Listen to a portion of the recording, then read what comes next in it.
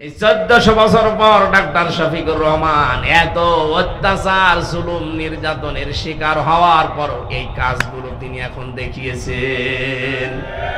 যারা আমাদের প্রকাশ্য শত্রু ছিল তাদের ওই ঘর বাড়িগুলো উনি পাহারা দিয়েছেন লোক দিয়ে। কথা বলেন। কৌশল অবলম্বন করার জন্য মুসলমানদেরকে নিয়ে তিনি ঐক্য হওয়ার চেষ্টা চালাচ্ছেন। আমরা দেখতে পাচ্ছি কিছু মানুষ এখনো পর্যন্ত সেই মানধাত আমলের আকীদা এই নিয়ে তারা এখনো ডিভাইডেডে আছে। মুফতি জসিমউদ্দিন রহমানী মাদ্দাজিল্লুহুল আলী কয়েকদিন আগে জেল থেকে বের হয়ে উনি জানিয়েছেন এই দেশে মুসলমান যেন এক হতে না পারে, এর পেছনে সবচাইতে জঘন্যতম ভূমিকা পালন করছে একজন পীর। জাতি কিন্তু বুঝে ফেলেছে যারা ফরিদউদ্দিন মাসুদের মতো মানুষকে তালই বানিয়েছেন। কথা বলেন না কেন? আপনি আর তালই বানানোর লোক পাননি দেশে। এর মানে একটা কলঙ্কিত মানুষ মুফতি আমিনী সাহেবের জামাই মাওলানা শাকাওয়াত রাজি আমার সাথে 3 বছর জেলে ছিল বেচারা। উনি মাঝে মাঝেই বলতো, টক শোতেও বলেছে, এই বাংলাদেশে তাসলিমা নাসরিনের মতোই এই ফরিদউদ্দিন মাসুদ, কোনো পার্থক্য নেই। ও আর একই যে লোকটা কোরআনের পাখি সাইদি সাহেবের ফাঁসি চাইতে পারে, একটা মজলুম মানুষ সে জেলখানায় আছে, তারা আমৃত্য দিয়েছিল, আর এই লোকটা শাহবাগে গিয়ে বলছে আমরা তার ফাঁসি চাই। এটা একটা টাটকা নির্ভেজাল কুলাঙ্গার। আরে আলেম নাম নিয়েছে, ওর নাম নাকি বুজুর্গ আল্লামা, কত কিছু দিয়েছে।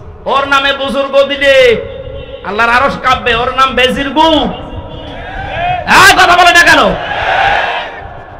যে কয়টা 5-8 গোলাম ছিল যারা মাজলুমের বিপক্ষে অবস্থান নিয়েছিল, পক্ষে না গিয়ে জালেমদের পা শুধু চেটেছে। যারা কওমি জননী নাম দিতে পারে জালেমকে, একটাকেও যেন বিচার ছাড়া আর বাঁচতে না দেওয়া হয়। প্রত্যেকের বিচার আমরা দেখতে চাই। এই কথা বলেন। ওই যে মাইজ ভান্ডারী নজিবুল বশর, ও শয়তান সেদিন ভিডিও পাঠিয়েছে যে আমি যা করেছি জামাতের বিরুদ্ধে, শিবিরের বিরুদ্ধে, বিএনপির বিরুদ্ধে, এরা আমারে ছাড়বে না, জীবনও আপনাকে ছাড়া হবে না। আপনি সবচাইতে বড় মারাত্মক ভুল করেছেন কোরআনের পাখির বিরুদ্ধে মামলা দিয়ে, তাও মিথ্যা মামলা। যারা সাক্ষী দিতে যায় তাদের সাক্ষী পর্যন্ত গায়েব হয়ে যায়। ও নিজে যখন স্বীকার করছে যে আমি এটা করেছি, আমারে ছাড়বে না, না আমরা ছাড়তেও চাই না, দৃষ্টান্তমূলক শাস্তি চাই এই মাইজ ভান্ডারীর। কথা বলেন।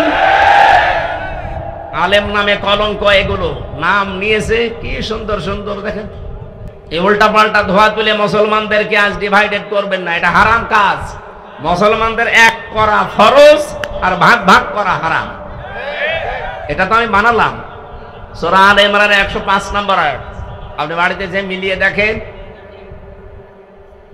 যারা আজ মুসলমানদেরকে এক হতে দিচ্ছেন না, আপনি হারাম কাজে আছেন। কোন হারাম কাজ করা অবস্থায় তার ইবাদত কবুল হয় না। সুতরাং আপনার নামাজ, আপনার সিয়াম, আপনার হজ, এই দাড়ি, জিকির সব মাঠে মারা যাচ্ছে। চ্যানেলটি সাবস্ক্রাইব করে আমাদের সঙ্গেই থাকুন। আলহামদুলিল্লাহি রাব্বিল মাশরিকাইনি ওয়া রাব্বিল মাগরিবাইন আল্লাযী খালাকা কুল্লা শাইইন যাওজাইন ওয়া আওজাবা আলাইনা আল-ইহসানা বিল ওয়ালিদাইন ওয়া নাশহাদু আল্লা ইলাহা ইল্লাল্লাহু ওয়াহদাহু লা শারীকা লাহু ওয়া আশহাদু আন্না মুহাম্মাদান আবদুহু ওয়া রাসূলুহু সাজ্জিদুল কাউনাইন সাল্লাল্লাহু আলাইহি ওয়া আলা আলিহি ওয়া আসহাবিহি ওয়া আতবাইহি আজমাইন লাইলাও ওয়া নাহারান ফিত তারফাইন فقد قال الله تعالى في كلامه المجيد وبرهانه التوحيد জবান খুলে পড়েন আউযু বিল্লাহি মিনাশ শাইতানির রাজিম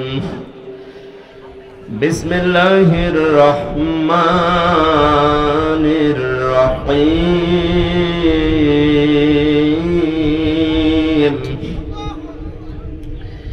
ইয়া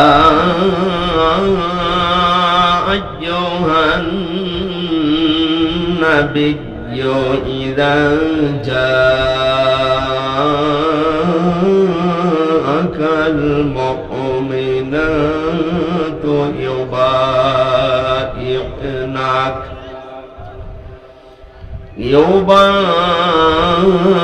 يبايعنك على ألا يشركن بالله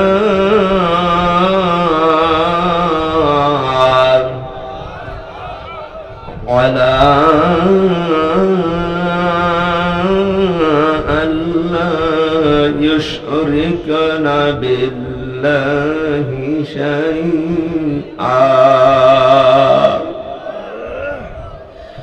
ولا يسرقن ولا يزنين ولا يقتلن أولادهن ولا يأتينك ببهتان يفترينه بين أيديهن وأرجلهن ولا يعصينك في معروف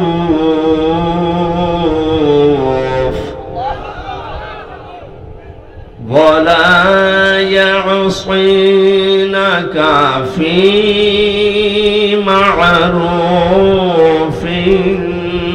فبايعهن واستغفر لهن الله إن الله غفور رحيم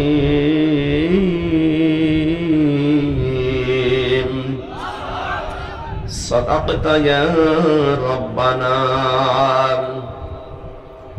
عن أبي هريرة رضي الله تعالى عنه قال قال النبي صلى الله عليه وسلم من سلم المسلمون من لسانه ويده إلى آخر الحديث رواه ابن ماجه إن الله وملائكته يصلون على النبي يا أيها الذين آمنوا صلوا عليه وسلموا تسليما اللهم صل على سيدنا مولانا محمد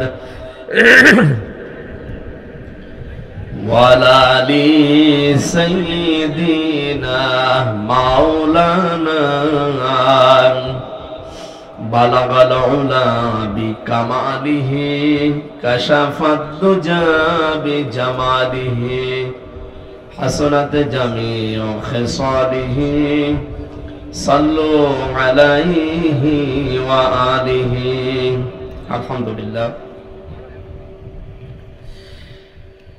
রংপুর জেলা 15 নম্বর ওয়ার্ড মহানগর সত্রাপুর কেন্দ্রে ঈদগাহ ময়দানে সত্রাপুর দারুল হক হেফজ ও দাখিল মাদ্রাসার উদ্যোগে 8ম বাৎসরিক হাফেজে কোরআন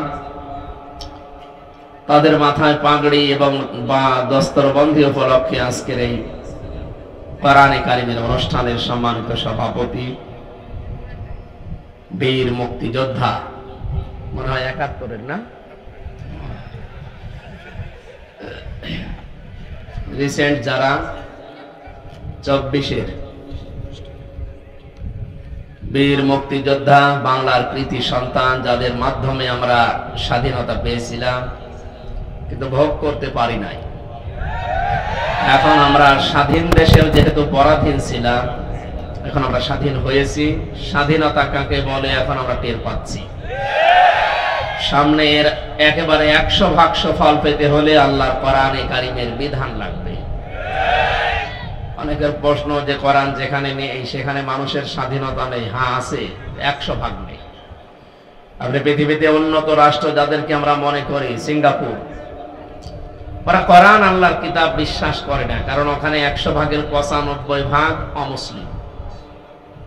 আমি কয়েকদিন আগে ওখানে গিয়েছিলাম, আমার একটা আলোচনায় ওই জায়গায় আমি বলেছিলাম যে পৃথিবীতে ঘৃণিত আল্লাহর কাছে সবচাইতে বেশি ঘৃণিত তারা যে মানুষগুলো আল্লাহকে অস্বীকার করে। এর আরবিটা হচ্ছে কাফের, বাংলা অস্বীকারকারী।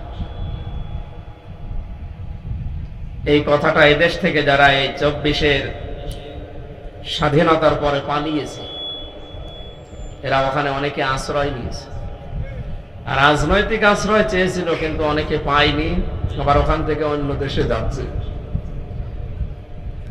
এই মানুষগুলো ওরা নালিশ দিয়েছে ওই দেশের পররাষ্ট্র মন্ত্রণালয়ের কাছে যে ওনার নামে দেশে মামলা আছে, উনি আইএস জঙ্গি বিভিন্ন নাম দিয়ে উনি অবৈধভাবে দেশে প্রবেশ করেছে। 8টা-9টা পয়েন্ট লিখে লিখে ওরা ওই দেশের কাছে নালিশ দিয়েছে। তা আমি কাফেরকে কাফের বলেছি, এটা তো আমি বানিয়ে বলেছি নাকি? ঈমান ভাঙার যে 10টা কারণ আছে, এখানে আমার মনে হয় যত মানুষ আছে অধিকাংশ মানুষই জানে না। নামাজ পড়ে যারা, সালাত আদায় করার আগে সবচাইতে গুরুত্বপূর্ণ কাজ হচ্ছে ইয়া আইয়ুহাল্লাযীনা আমানু ইযা কুমতুম ইলাস সালাতি ফাগসিলু ওয়ুজুহাকুম ওয়া আইদিয়াকুম ইলাল মারাফিকি ওয়ামসাহু বিরুউসিকুম ওয়া আরজুলাকুম ইলাল কাবাইন। এই ইমানদারেরা যখন নামাজের জন্য তোমরা প্রস্তুতি নেবে যে আমি নামাজ পড়বো, তার আগে তোমরা ওযু করো। এই নির্দেশ কার? ওযু করতে যে 4টা ফরজ আছে জানেন তো, এই 4টা যদি আদায় হয় তাহলে আপনার ওযু হয়ে যাবে। 3টা আদায় করেছেন, 1টা করেননি, আপনার ওই ওযু না। এ পর্যন্ত বুঝেছেন? জবাব দেবেন, এটা ক্লাস চলছে, স্যার বসে আছে দেখছেন না? উনি হয়তো আরো বড় ক্লাস নেন, আমরা একটু ছোট ক্লাস নিচ্ছি। তাহলে আমরা ওযু করার সময় ফরজ জানলাম কোরআন দিয়ে কয়টা? 4টার ভেতরে 1টা আদায় করেছেন, 3টা করেননি, ওযু হয়নি। 3টা করেছেন, 1টা করেননি, ওযু হয়নি। এটা মানেন তো? মানেন? এখন যদি কেউ ওযু এই 3টা ফরজ আদায় করে 1টা করেনি, বলে আল্লাহ আমারে মাফ করে দাও, আমার ওযু কবুল করো, হবে? কারণ ফরজ জিনিস আপনি শেষ করে দিয়েছেন, এটা মৌলিক বিষয়। 2 নম্বরের বিষয় হচ্ছে ওযু করার পরে ওযু থাকবে তা না। 7টা কারণে ওযু নষ্ট হয়ে যায়। কয় কারণে? 6টা ঠিক আছে, 1টা হঠাৎ করে মনে করেন বাতাস বের হওয়া, এটা বের হয়ে গেল, আপনার ওযু থাকবে? আপনি এই ওযু দিয়ে যদি নামাজ পড়েন, নামাজ পড়া আর না পড়া সমান। কারণ ওই ভাঙ্গা ওযু দিয়ে নামাজ ভেঙে যায়, নামাজে দাঁড়িয়েই কবুল হবে তা না। নামাজ ভেঙে যায় 19টা কারণে। কয়টা? 18টা পালন করলেন, 1টা করেননি, নামাজ হবে? তাহলে নামাজ পড়েও যা, না পড়েও তা।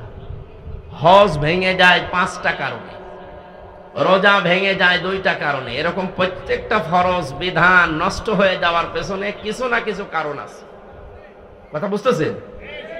আমরা যে জান্নাতে যাব যেটার বিনিময়ে বদৌলতে, তার নাম ঈমান। তার নাম কি? ঈমানও ভেঙে যায় 10টা কারণে। এর 9 নম্বর কারণ এইটা। কোন ব্যক্তি যদি কাফের হয়, কেউ যদি তাকে কাফের মনে না করে, সেও কাফের। কাফের আল্লাহ ঘোষণা দিয়েছে, যারা তাকে অস্বীকার করে, বিশ্বাস করে না, তারা কি? বাংলায় অস্বীকারকারী, অবিশ্বাসী, আর আরবিতে বলা হয় কাফের। এখন এই শব্দটা বলার কারণে ওদের নাকি রাগ হয়েছে যে ওরা বাংলাদেশের পররাষ্ট্র মন্ত্রণালয় যিনি আছে, ওখানে রাষ্ট্রদূত আছে যারা, তাদের কাছে নালিশ দিয়েছে, আপনার দেশের এই মানুষ আমাদেরকে কাফের বলে গালি দিয়েছে। কাফের কি একটা গালি নাকি? এই যে কিছু মানুষ নালিশ দিয়েছে যারা পালিয়ে গেছে, ওরা তো মনে করছে না কাফের একটা গালি মনে হয়, হুজুর আমাদের গালি দিয়ে গেল। আমি তো এই পয়েন্টগুলো 10টা বলেছিলাম যে নামাজ ভেঙে যায়, ওযু ভেঙে যায়, রোজা ভেঙে যায়, ঈমানও ভেঙে যায়। তার ভেতরে 9 নাম্বার এইটা, কেউ যদি কাফের হয় তাকে আপনাকে কাফের মনে করা লাগবে। আপনি যদি তাকে ঈমানদার মনে করেন, আপনারও ঈমানের সমস্যা হবে।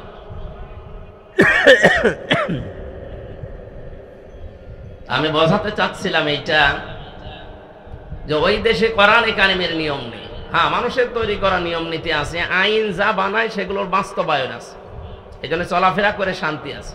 কিন্তু মানুষের উপর যে অবিচার হয় না, না, এটা বানানো কথা। অবিচার সেখানে হয় যেহেতু আল্লাহর বিধান নেই। 100% অবিচার মুক্ত যদি করতে হয় তাহলে একমাত্র কোরআন ছাড়া কোনো গতি নেই। ওমান হাকামা বিহি আদালা, নবীজি বলেন যদি ন্যায় বিচার দেখতে চাও 100% তাহলে কোরআনের বিধান প্রতিষ্ঠা করো। এছাড়া আপনি 100% ন্যায় বিচার পৃথিবীর কোথাও পাবেন না যেখানে কোরআন নেই।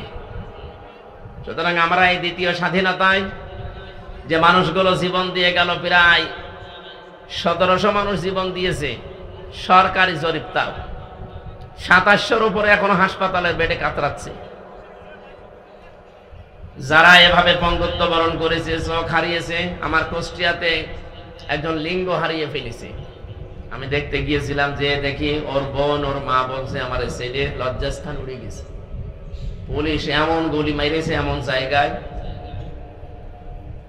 সুতরাং এই সমস্ত মুক্তিযোদ্ধাদের আমি স্মরণ করছি। 24 সালে যারা জীবন দিলেন এরাও মুক্তিযোদ্ধা, বলেন এরা শহীদ। অনেকে শহীদ বলতে এদের রাজি না, বলে না উনি সবাই পালাচ্ছে, আর আবু সাইদ যে বুক পেতে দিলে উনি আত্মহত্যা করেছে। আরে শয়তান, জালেমের জুলুমের সামনে নিজের বুক পেতে দিলেও সে শহীদ হবে নাকি আর একবার শহীদ হয়ে দেখানো লাগবে। যারা এগুলো বলতেছে এগুলো ফরিদ উদ্দিন মাসুদ আর এই রুহুল আমিনের বাঁচাটা গোলামেরা। এদেরকেও মানুষ বলে আলেম। কিসের আলেম? কোরআনে কারিমে কি পড়ে আলেম হয়েছেন আপনি? আল্লাহ নিষেধ করেছেন মুখের উপরে নোটিশ দিয়ে, আলা তাকুলু লিমা ইয়াকতালু ফি সাবিলিল্লাহি আমওয়াত।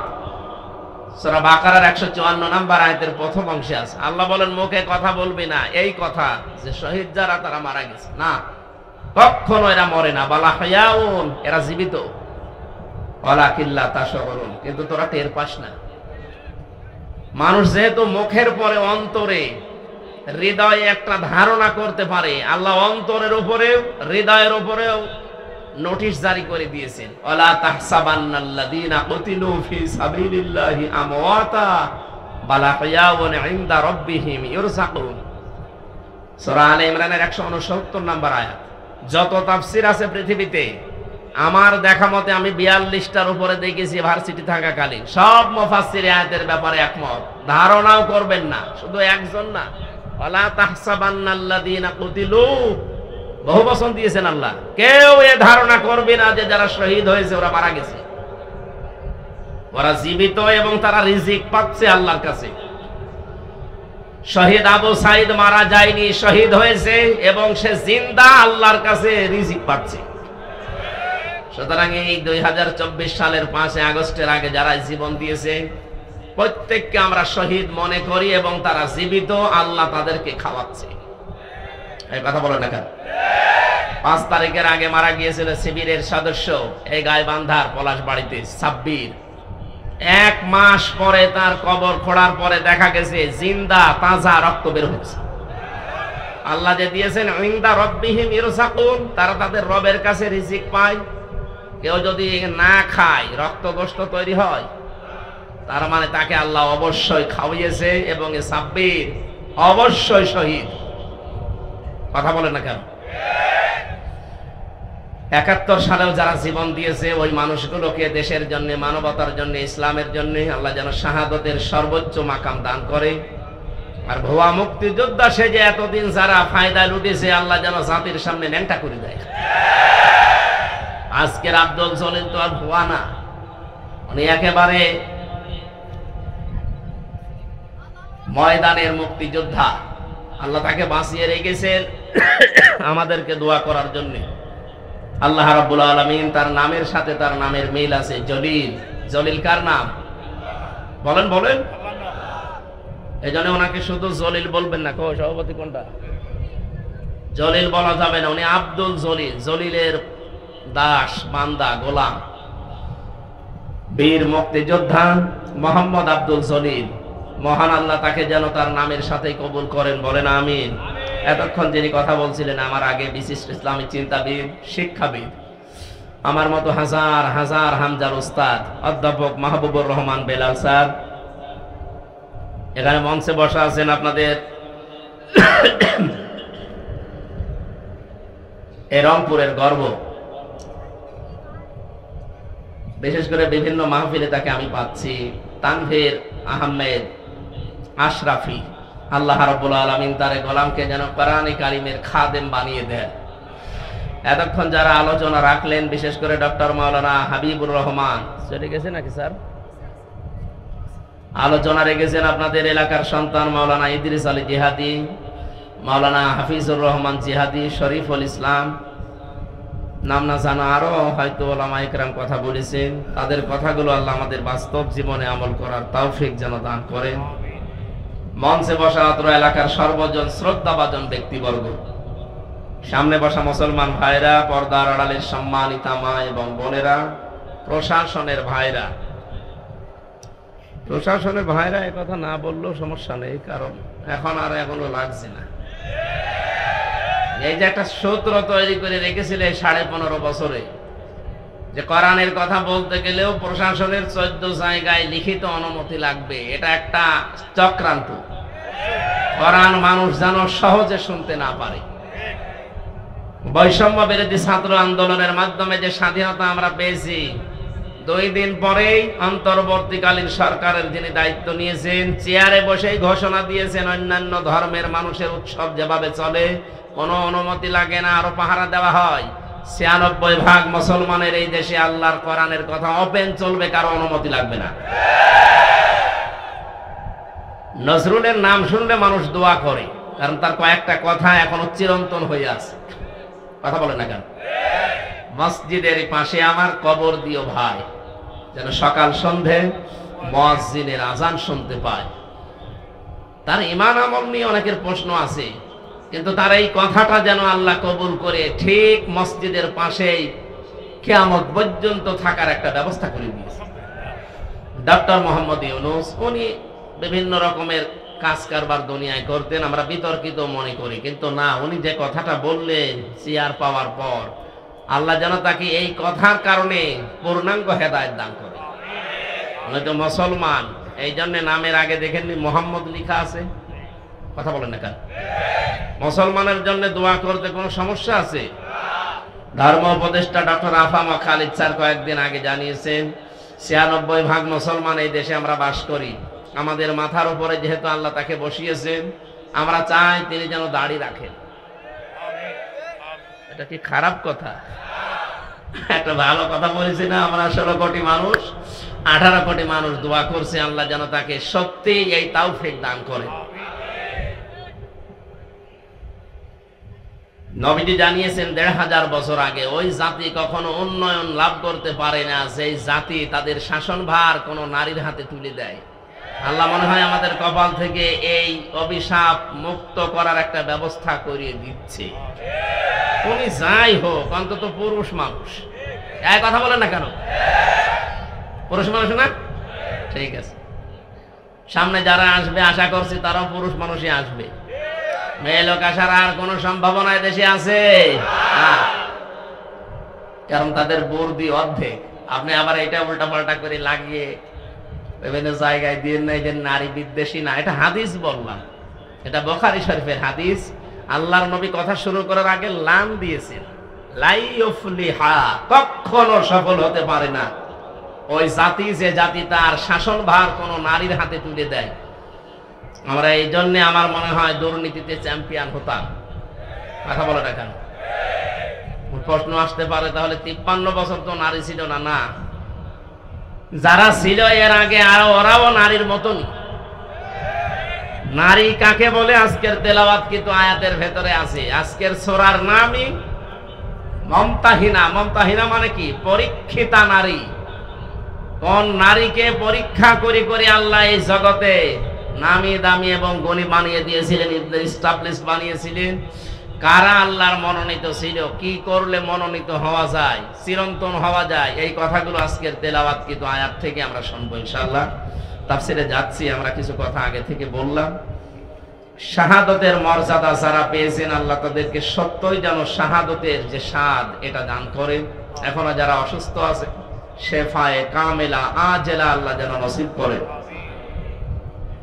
ওরা যে দুর্বিসন্ধি লাগিয়েছিল যে 14 জায়গায় অনুমতি নেই, এই করতে করতে যারা আয়োজন করতো, এই যে এই ছেলেটা আগস্ট মাসের 5 তারিখের আগে একটা অনুষ্ঠান দিয়েছিল নীলফামারী বাড়ির জল ঢাকা, ওখানে যিনি দায়িত্বে ছিলেন ওসির, আমি যে পৌঁছিয়েছি উনি গাড়ি নিয়েছে আমাকে ধরে মামলা দেবে।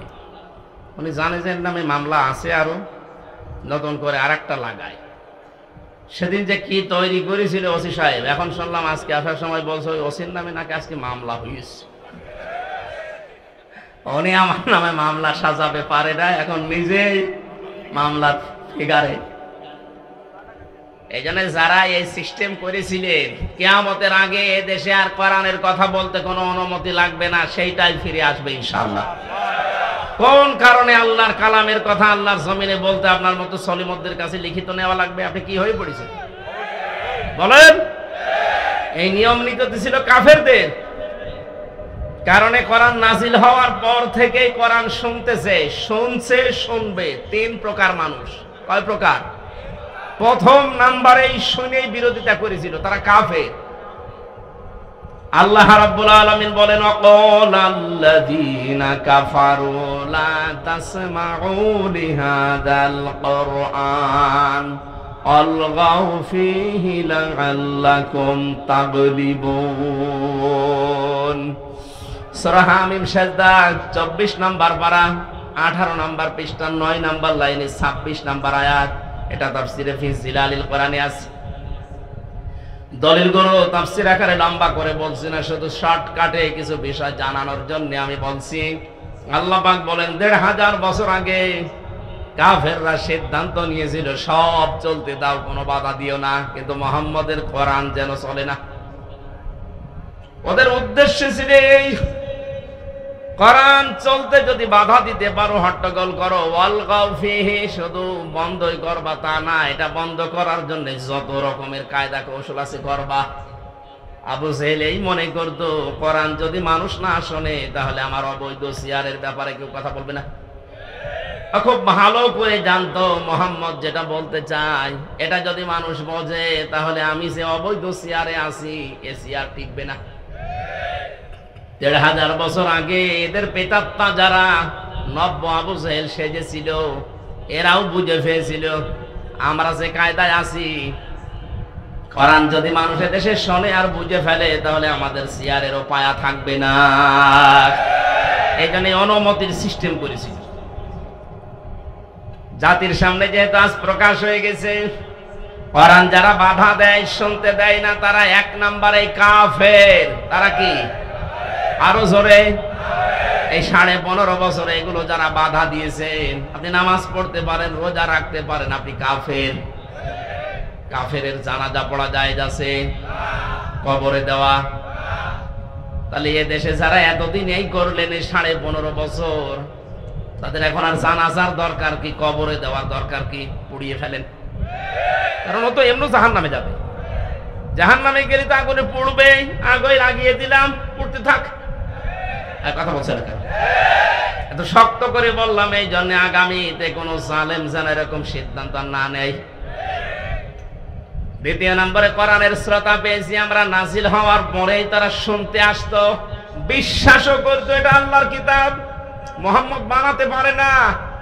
তো শোনার পরে যখন দেখতো না এই কথাগুলো তো আমাদের ব্যবসার সাথে মেলে না, আমাদের রাজনীতির সাথে মেলে না, আমাদের পরিবারের সাথে মেলে না, এমনকি আমার ব্যক্তিগত জীবনের সাথে মিলছে না, ওই মানুষগুলো তখন আস্তে করে নবীর কথা শোনার পরে কেটে পড়তো। সূরা নিসা 5 নম্বর পারার 7 নম্বর পৃষ্ঠার 1 নম্বর লাইনের 61 নম্বর আয়াতে আল্লাহ বলেন ওয়াইদা কিলা লাহুম তাআলাউ ইলা মা আনজালাল্লাহু ওয়া ইলার রাসূল রাআইতাল মুনাফিকিনা ইয়াসুদ্দুনা আনকা সুদুদান। ওয়া মানে এবং ইদা মানে যখন কিলা মানে বলা হয়, তাআল মানে আসো, ইলা মানে দিকে, মা মানে যা, আনজালাল্লাহ মানে আমি আল্লাহ নাযিল করেছি, ওয়া ইলার রাসূলি এবং রাসূলের দিকে আসো, রাআইতাল মুনাফিকিনা, হে নবী আপনি দেখতে পাবেন যাদের অন্তরে গুড় আছে, মুনাফিকি আছে। এই মানুষগুলো ইয়াসুদ্দুনা আনকা সুদুদা, আস্তে করে আপনার কাছ থেকে মুখ ফিরিয়ে কেটে পড়বে। সুতরাং আজকের আলোচনা শেষ হওয়ার আগে দেখেন কোনটা ওঠে। না, ওই দু একটা যাচ্ছে আলাদা কারণে, ভালো লাগছে না এই বলে যদি চলে যায়, বুঝবেন ওটা মুনাফিকের কোন লক্ষণ নিয়ে যাচ্ছে। পেশাব পায়খানা আর বিড়ি খাওয়া বাদ দিয়ে কেউ যেতে পারবেন না। বিড়ি কয়েকজন খায়, সবাই তো না, কিছু মানুষ আছে আপনি খুব নেশা লাগলে খেয়ে আবার চলে আসবেন। কি আসবেন তো? কারণ রংপুর বিভাগে এটা চলে আমি জানি, কারণ এখানে বিড়ি তৈরি হয়। এই যে পাশের গ্রাম কুড়িগ্রাম, এই সমস্ত জায়গায় আপনারা তৈরি করেন। আমরা তৈরি করেন, না খেলে হয়, খাবেন, দু একটা খান, কিন্তু আস্তে আস্তে ছেড়ে দিন। তুমি গিয়েছ অনেক। আমি তো আকিজ গ্রুপে ছিলাম ওই সময়, স্যারকে বলেছিলাম যে আকিজের বড় ছেলে যিনি, বললাম স্যার আপনারা এই কাজ বান্দা বাদ দিন, দিয়ে একটা খাবার তৈরি করেন। হুজুরে তো খাবার, কিন্তু খাবারে তো খাবার না, মানুষের লাঞ্চ নষ্ট হয়ে যায়, কলিজা নষ্ট হয়ে যায়। ওয়ালা তুহলিকু ওয়ালা তালকু বিআইদিকুম ইলা তাহলুকাতি, নিজেদেরকে নিজেরা ধ্বংস করে ফেলো না। বিড়ি দ্বারা খান, আপনার লাঞ্চ নষ্ট হয়ে যায়। এই লাঞ্চ তো আর আপনার নিজের না, এটা একটা আমানত। এটা কে দিয়েছে বলেন তো? সুতরাং নিজেরা নিজেকে নষ্ট করবেন না। 22 কোটি টাকা না কত কোটি টাকা একটা রিপোর্ট পেয়েছিলাম যে মানুষ ধোঁয়া দিয়ে শুধু উড়িয়ে দেয়। এমনি আমরা গরিব মানুষ, তারপরে রংপুর বিভাগ আরো গরিব, আর আপনারা বেকার বেকারে ধোঁয়া দিয়ে টাকাগুলো নষ্ট করে। বিড়ি আস্তে আস্তে ছেড়ে দেবেন, কারা হাত তোলেন তো? তার মানে দু একজন আছে স্যার, ঠিক আছে, আপনারা ছেড়ে দেবেন, জিনিস ভালো জিনিস না। 3 নম্বরে কোরআনের শ্রোতা ছিল তারা। আল্লাহ রাব্বুল আলামিন তাদের পরিচয় দিচ্ছেন, দেখেন তো আপনি মেলাতে পারেন কিনা। ইন্নামাল মুমিনুনা আল্লাযীনা ইযা যুকিরাল্লাহু ওয়াজিলাত কুলুবুহুম ওয়া ইযা তুলিয়াত আলাইহিম আয়াতুহু যাদাতুহুম ঈমানা ওয়া আলা রাব্বিহিম ইয়াতাওয়াক্কালুন। সূরা আনফালের 2 নম্বর আয়াতে আল্লাহ জানিয়েছেন, আমার দৃষ্টিতে মুমিন তো তারা, আমার দৃষ্টিতে মুমিন তো তারা যাদের সামনে আমার নাম উচ্চারণ করলে তাদের অন্তরাত্মা কেঁপে ওঠে। তেলাওয়াত যদি হয় তাদের সামনে, আমার আয়াতগুলো শোনার পরে বোঝার পরে তাদের ঈমান যা ছিল বেড়ে যায়। কোরআনের আলোচনা শুনে সবার চোখে পানি আসবে না। وَإِذَا سَمِعُوا مَا أُنزِلَ إِلَى الرَّسُولِ تَرَى أَعْيُنَهُمْ تَفِيضُ مِنَ الدَّمْعِ مِمَّا عَرَفُوا مِنَ الْحَقِّ। সূরা মায়দা 7 নম্বর পারার 1 নম্বর পৃষ্ঠার 1 নম্বর লাইনের 83 নম্বর আয়াতের প্রথম অংশে আছে। আল্লাহ পাক বলেন, হে নবী যখন তেলাওয়াত করবেন, আপনার প্রতি যেটা আমি নাযিল করেছি এই কোরআন, দেখবেন আপনার সামনে কিছু মানুষ আছে, তারা এর মর্ম বাণীগুলো যখন উপলব্ধি করতে পারবে, মনের অজান্তেই তাদের চোখ দিয়ে পানি পড়ছে। কোরআনের আলোচনায় সবাই মুগ্ধ হবে না, মন দিয়ে শুনবেও না, চোখ দিয়ে পানিও আসবে না। এটা বোঝার মতো একটা যোগ্যতা থাকা লাগবে মিনিমাম। যাদেরই আছে দেখবেন কোরআনের আলোচনা যখন গভীরে পৌঁছিয়ে যাবে, ওরা বসে আছে কিন্তু অজান্তেই তাদের চোখ দিয়ে পানি পড়ছে। বাড়ি যাওয়ার সময় যারা সিদ্ধান্ত নেবে ওয়ালা রাব্বিহিম ইয়াতাওয়াক্কালুন, জীবনে আজকে থেকে যদি ভরসা করি, আল্লাহ ছাড়া কারো উপরে ভরসা করব না। কোরআন নাযিল হওয়ার পর থেকে শ্রোতা পেলাম কয় প্রকার? 3 প্রকার। বলেন, এখানে যেহেতু কাফের নেই, মুনাফিকও থাকলে থাকতে পারে। কারণ হচ্ছে নবীজি ইন্তেকালের আগে মুনাফিক তৈরি হবে কোন কাফেরদের ভেতরে, ইহুদিদের ভেতরে, বৌদ্ধদের ভেতরে, হিন্দুদের ভেতরে, খ্রিস্টানদের ভেতরে। কথা বলেননি?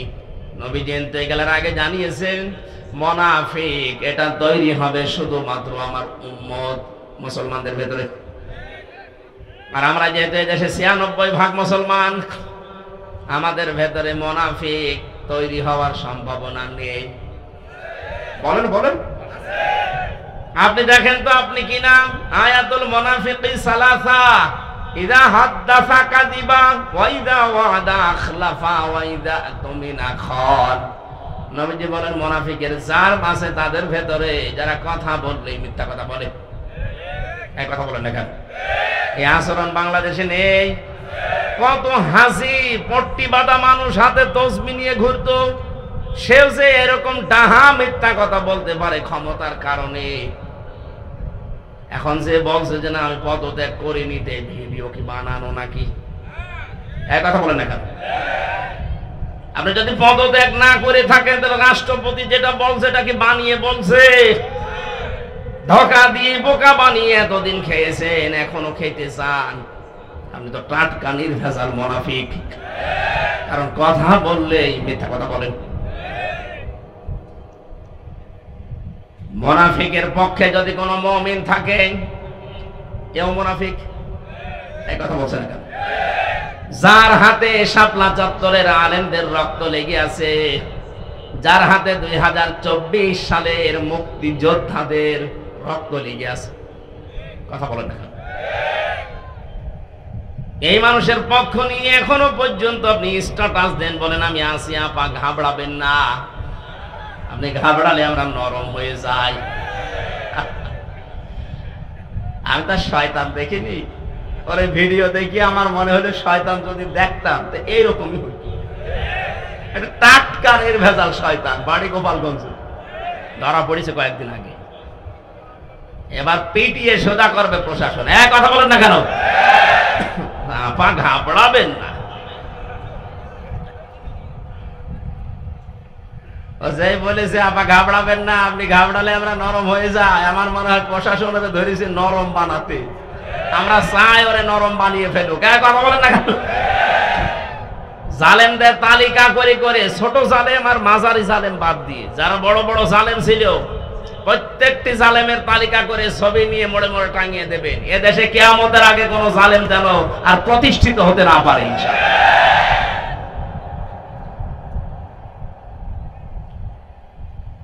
তিন প্রকার যে শ্রোতার কথা বলছিলাম, কাফের নেই আমরা বুঝলাম, কিন্তু মুনাফিক যেহেতু এটা তৈরি হওয়ার সম্ভাবনা এখানে আছে, আমরা যেন মুক্ত হতে পারি এই জন্য হাদিসটা বললাম।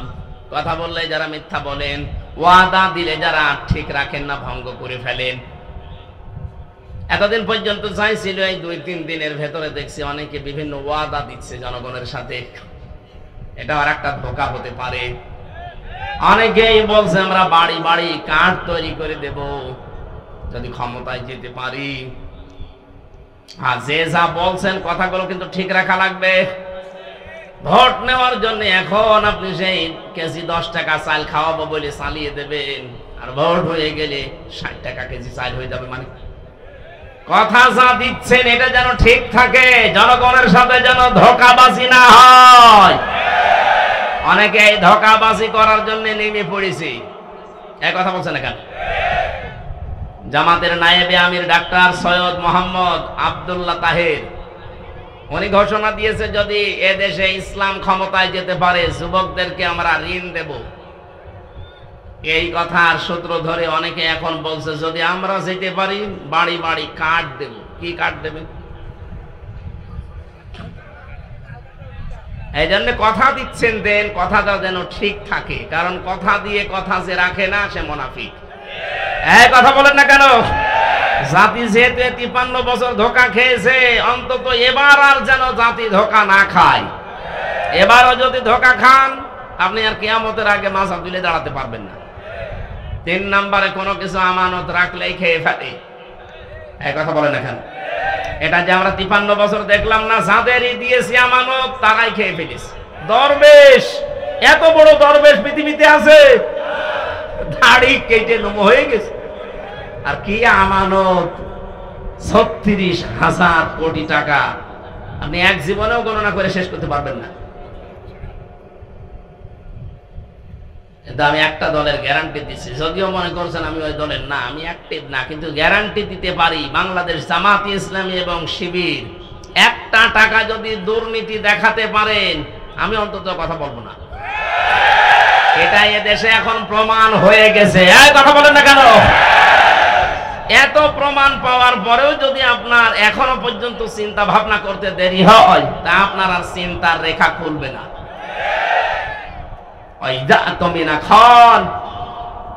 আমানত রাখলে যারা খেয়ানত করে ফেলে, এরা যে খেয়ানত করবে না তার বাস্তব প্রমাণ অলরেডি দেখিয়ে দিয়েছে। আশা করছি আপনি ভরসা রাখতে পারেন। এবার যেন কোরআনে কারীম সংসদে যায়, সেই ব্যবস্থা আমরা যেন করে দিতে পারি। আল্লাহ আমাদেরকে যেন তৌফিক দান করেন, চর্ম চোখে যেন দেখতে পারি যে কোরআন দিয়ে দেশটা চলছে। খুব বড় আশা আমার, সারা জীবনের আশা। আমি জেলখানায় 3টা বছর যতদিন তাহাজ্জুদ পড়েছি, প্রতিদিন আমার এই দোয়া ছিল, আল্লাহ তুমি যাই করো অন্তত চর্ম চোখে একটা দেখার সুযোগ করে দিও 56,000 বর্গ মাইল কোরআন দিয়ে চলছে। এটা একটা মিনি জান্নাত হয়ে যাবে।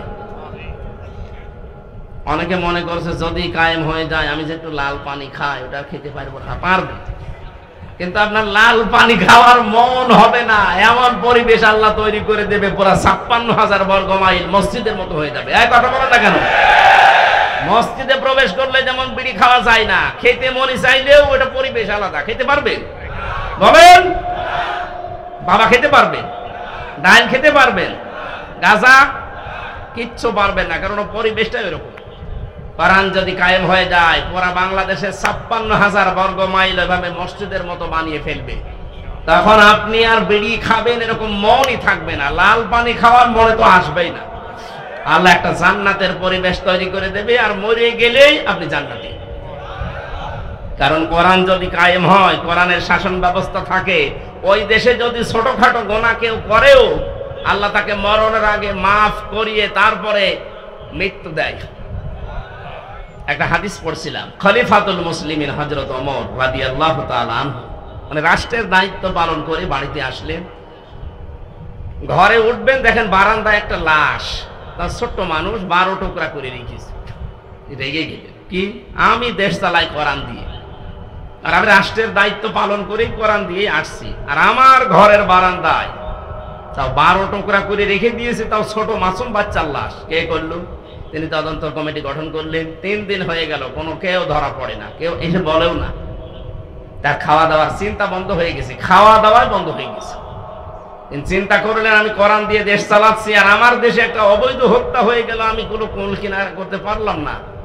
এরকম শাসক যদি আজ 53 বছরের ভেতরে পেতাম, বাংলাদেশে বিনা কারণে কেউ হত্যা হতো না। একজন মারা গেছে তাই তার খাওয়া দাওয়া বন্ধ হয়ে যায়।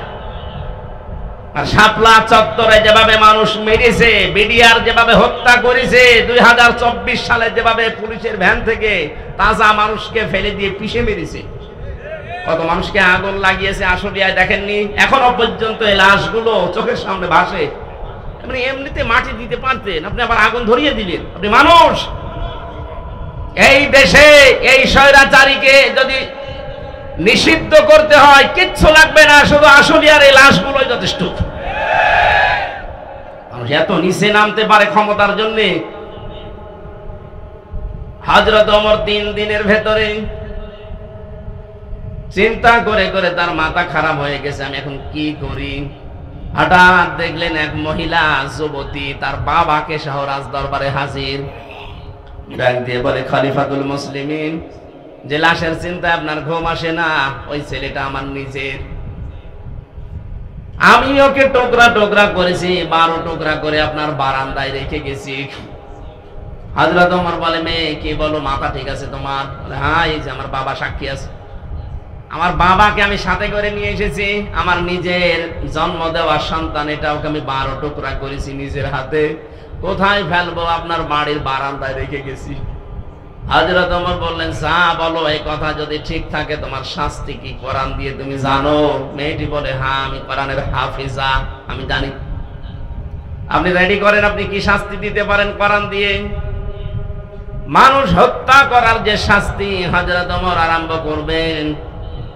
হঠাৎ করে 4 জন যুবক রাজ দরবারে এসে বলে, খলিফাতুল মুসলিমিন, বিচারটা একটু লেট করেন, যেই কারণে আপনি এই মেয়েটাকে শাস্তি দিতে চান হত্যার, ওই মেয়েটার কোনো দোষ নেই, দোষ আমাদের এই 4 জনের। এই মেয়েটা তার বাবাকে নিয়ে পাহাড়ি এলাকায়, জঙ্গলি এলাকায় থাকতো, বসবাস করতো। ওখানে আমরা শিকারে গিয়েছিলাম। যাবার পরে এই মেয়েটার রূপ সৌন্দর্য দেখে শেষ পর্যন্ত যৌবনের তাড়নায়, শয়তানের ধোঁকায়, নফসের ধোঁকায় পড়ে আমরা বাবাকে বেঁধে রেখে তার সম্ভ্রম নষ্ট করেছি। এরপরে সে গর্ভবতী। এই কারণে সন্তান, এটার কারণে আপনি এই মনে করছিলেন শাস্তি যদি দিতে হয় আমাদের দেন। হযরত ওমর ওদেরকে জিজ্ঞাসা করলেন, 3টা দিন পার হয়ে গেল, তোমরা আসলে না কেন? আগে থেকে যদি আসতে তাহলে আমার খাওয়া দাওয়া বন্ধ হয় না, আগেই বিচার করে দিতাম। ছেলেগুলো বলে, খলিফা আমি আসি নাই আমরা এই জন্যে মনে করেছিলাম যা করলাম কেউ সাক্ষী তো নেই, ধরা যদি না পড়ি বেঁচে যাব। কিন্তু কোরআনে কারিম আমাদেরকে বাঁচতে দিল না। বারবার কোরআন আমাদের সামনে এসে এই কথা আমাদেরকে যেন আহ্বান জানায়, দুনিয়াতে যে গুনাহ করলে এটার যদি শাস্তি দুনিয়ায় না হয়, মরণের পরে কিন্তু আল্লাহ ডবল করে বিচার করবে। মুসলমানের এখানে একটা কথা বলে রাখি, কোন অপরাধের শাস্তি যদি আপনি দুনিয়ায় না পান, ওই অপরাধের বিচার যদি আল্লাহ কিয়ামতে যেদিন করবে ডবল করে করবে। কথা বুঝতেছেন? 3টা পাপের শাস্তি আল্লাহ ডবল দেবেন। সূরা ফুরকান 19 নম্বর পারার 4 নম্বর পৃষ্ঠার 13 নম্বর লাইনে আছে, 69 নম্বর আয়াত। والذين لا يدعون مع الله إلها آخر ولا يقتلون النفس التي حرم الله إلا بالحق ولا يزنون إلى آخر آيات। এই দুনিয়াতে আল্লাহকে ডাকে, তার পাশাপাশি যারা অন্যকে ডাকে তাদের শাস্তি হবে মরণের পরে ডবল। আল্লাযীনা লা ইয়াদউনা মা'আল্লাহি ইলাহান আখার। এই যে মা মানে সঙ্গে, সাথে, আল্লাহকে ডাকে কিন্তু তার সাথে অন্য কাউকে ডাকে। আর এইটাই বাংলাদেশে চালু করার জন্য এই 15.5 বছর অনেক উঠে পড়ে লেগেছিল। আপনি আল্লাহকে ডাকেন, পাশাপাশি আমার বাবাকেও ডাকেন, এই জন্য মোড়ে মোড়ে বাবা। কথা বলে না কেন? এমন কোন জায়গা ছিল যে বাবা নেই? মাথার উপরে বাবা, টয়লেটেও বাবা। আমি তো অনেক টয়লেটে যেয়ে দেখেছি বঙ্গবন্ধু টয়লেট। কি গো, আর কোন জায়গা বাকি ছিল? টাকার ভেতরেও দিয়ে রেখেছেন, যেন বাজার করতে গেলে ওইদিকে তাকিয়ে মনে হয়েছে না একজন আছে। মাথার উপরে রেখে দিয়েছেন, অথচ কোরআন জানিয়েছে বা কালিমাতুল্লাহি হিয়াল উলিয়া, সব জায়গায় উপরে থাকবে আমি আল্লাহর কথা। এখন ডক্টর মোহাম্মদ ইউনূসের মাথার উপরে যেটা লেখা লা ইলাহা ইল্লাল্লাহু মুহাম্মাদুর রাসূলুল্লাহ, আমরা এটা চাই। এক কথা বলেন, সব জায়গায় উপরে থাকবে কার কথা? আল্লাহকে ডাকার পাশাপাশি যারা অন্য কাউকে ডাকার সিস্টেম করে দিয়েছিলেন তাদের শাস্তি ডবল হবে। আল্লাহ মনে হয় এইটা সহ্য করে নাই, এই জন্যে বিকাল 5টা বাজতে বাজতে সারা দেশ থেকে আল্লাহর বিপক্ষে যারা তাদের সব নষ্ট করে দিয়েছে। আমার কুষ্টিয়ারটা একটু শক্ত ছিল, ওটা ভাঙতে একটু দেরি হয়েছে। এত শক্ত পাথর, সারা দেশের টাকা পয়সা খরচ করে করে আমার মনে হয় এগুলো বানিয়েছিল। অন্যান্য জেলার তুলনায় আমার কুষ্টিয়াতে যেহেতু আল্লাহর ওলি 2 জন আছে, হানিফ আর ইনু, এই 2 জন মিলে বানিয়েছে। এত মহব্বত আপনার, আল্লাহর রাগ ও মানুষের অন্তরে তাদের প্রতি এত বেশি দিয়েছে। একজনকে দেখলাম আদালতে কেউ লাথি দিচ্ছে, পচা ডিম দিচ্ছে, আর একজনের বাড়ির ইট খুলে নিয়ে চলে যাচ্ছে। তার আজকে আমরা পরিষ্কার আল্লাহর সাথে অন্য কাউকে ডাকবো না, সে মরা বাবা হোক আর জিন্দা বাবা হোক। কথা বলেন না কেন? বিভিন্ন মাজারে এই সিস্টেম গুলো চলতো, আল্লাহর পাশাপাশি ইয়ালি বাবা, শাহালি বাবা, দয়াল বাবা, ন্যাংটা বাবা। এই জন্যই তো মাজার ভাঙা আরম্ভ হয়েছে। একেবারে শিরিকের প্রকাশ্য কারখানা এটা। আল্লাহকেও ডাকে, আল্লাহর পাশাপাশি বীরকেও সেজদা দিচ্ছে, এটা আল্লাহর সাথে শিরিক। লা তাত্তাখিযুল কুবুর মাসাজিদা, কবরকে সেজদার জায়গা বানিও না, ওরা সরাসরি যে সেজদা দিত লালনের মাজারে। এই কথা বলতে, আর প্রকাশ্য কাঁচা তো আছে। অধিকাংশ মাজারে আমরা দেখেছি জেনার কারখানা। এই জন্য হাক্কানি আলেম এই দেশে যারা আছে বলেছে মাজার গুড়িয়ে দাও, ভেঙ্গে ফেলো। কোন কারণে মাজার বানাতে হবে? হযরত ওসমানের মতো মানুষ, জান্নাতের সার্টিফিকেট পাওয়া মানুষ দুনিয়ায়, সেই লোকটা পড়ে আছে জান্নাতুল বাকিতে, কিচ্ছু নেই, পাথর দেওয়া মাত্র। আরে দেশের গরু ছাগল মরে যায়, তার কবর 3 তালা হয়। কোথায় গিয়েছেন বললাম? কোরআনের পাখে বিশ্বনন্দিত মুফাসসির, আপনি তো তার চাইতে কোরআনের খেদমত বেশি করেননি। সেই লোকটা পড়ে আছে, মাত্র মাথার কাছে একটা পাথর দেওয়া দেখলাম।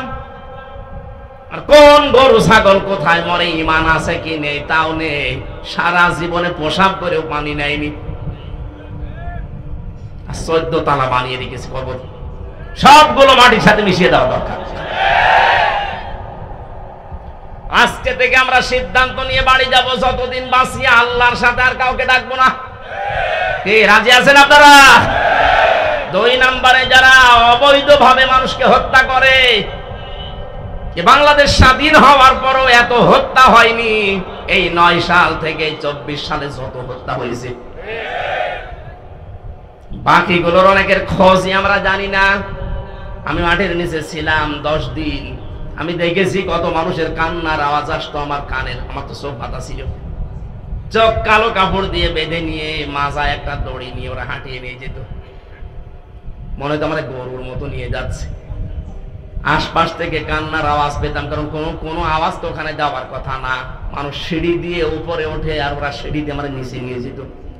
তার মানে মাটির নিচে ওইটা কোন জায়গায় এটা আমি জানি না, যেখানেই নিয়ে গিয়েছে বহু মানুষের কান্নার আওয়াজ পেতাম মাঝে মাঝে।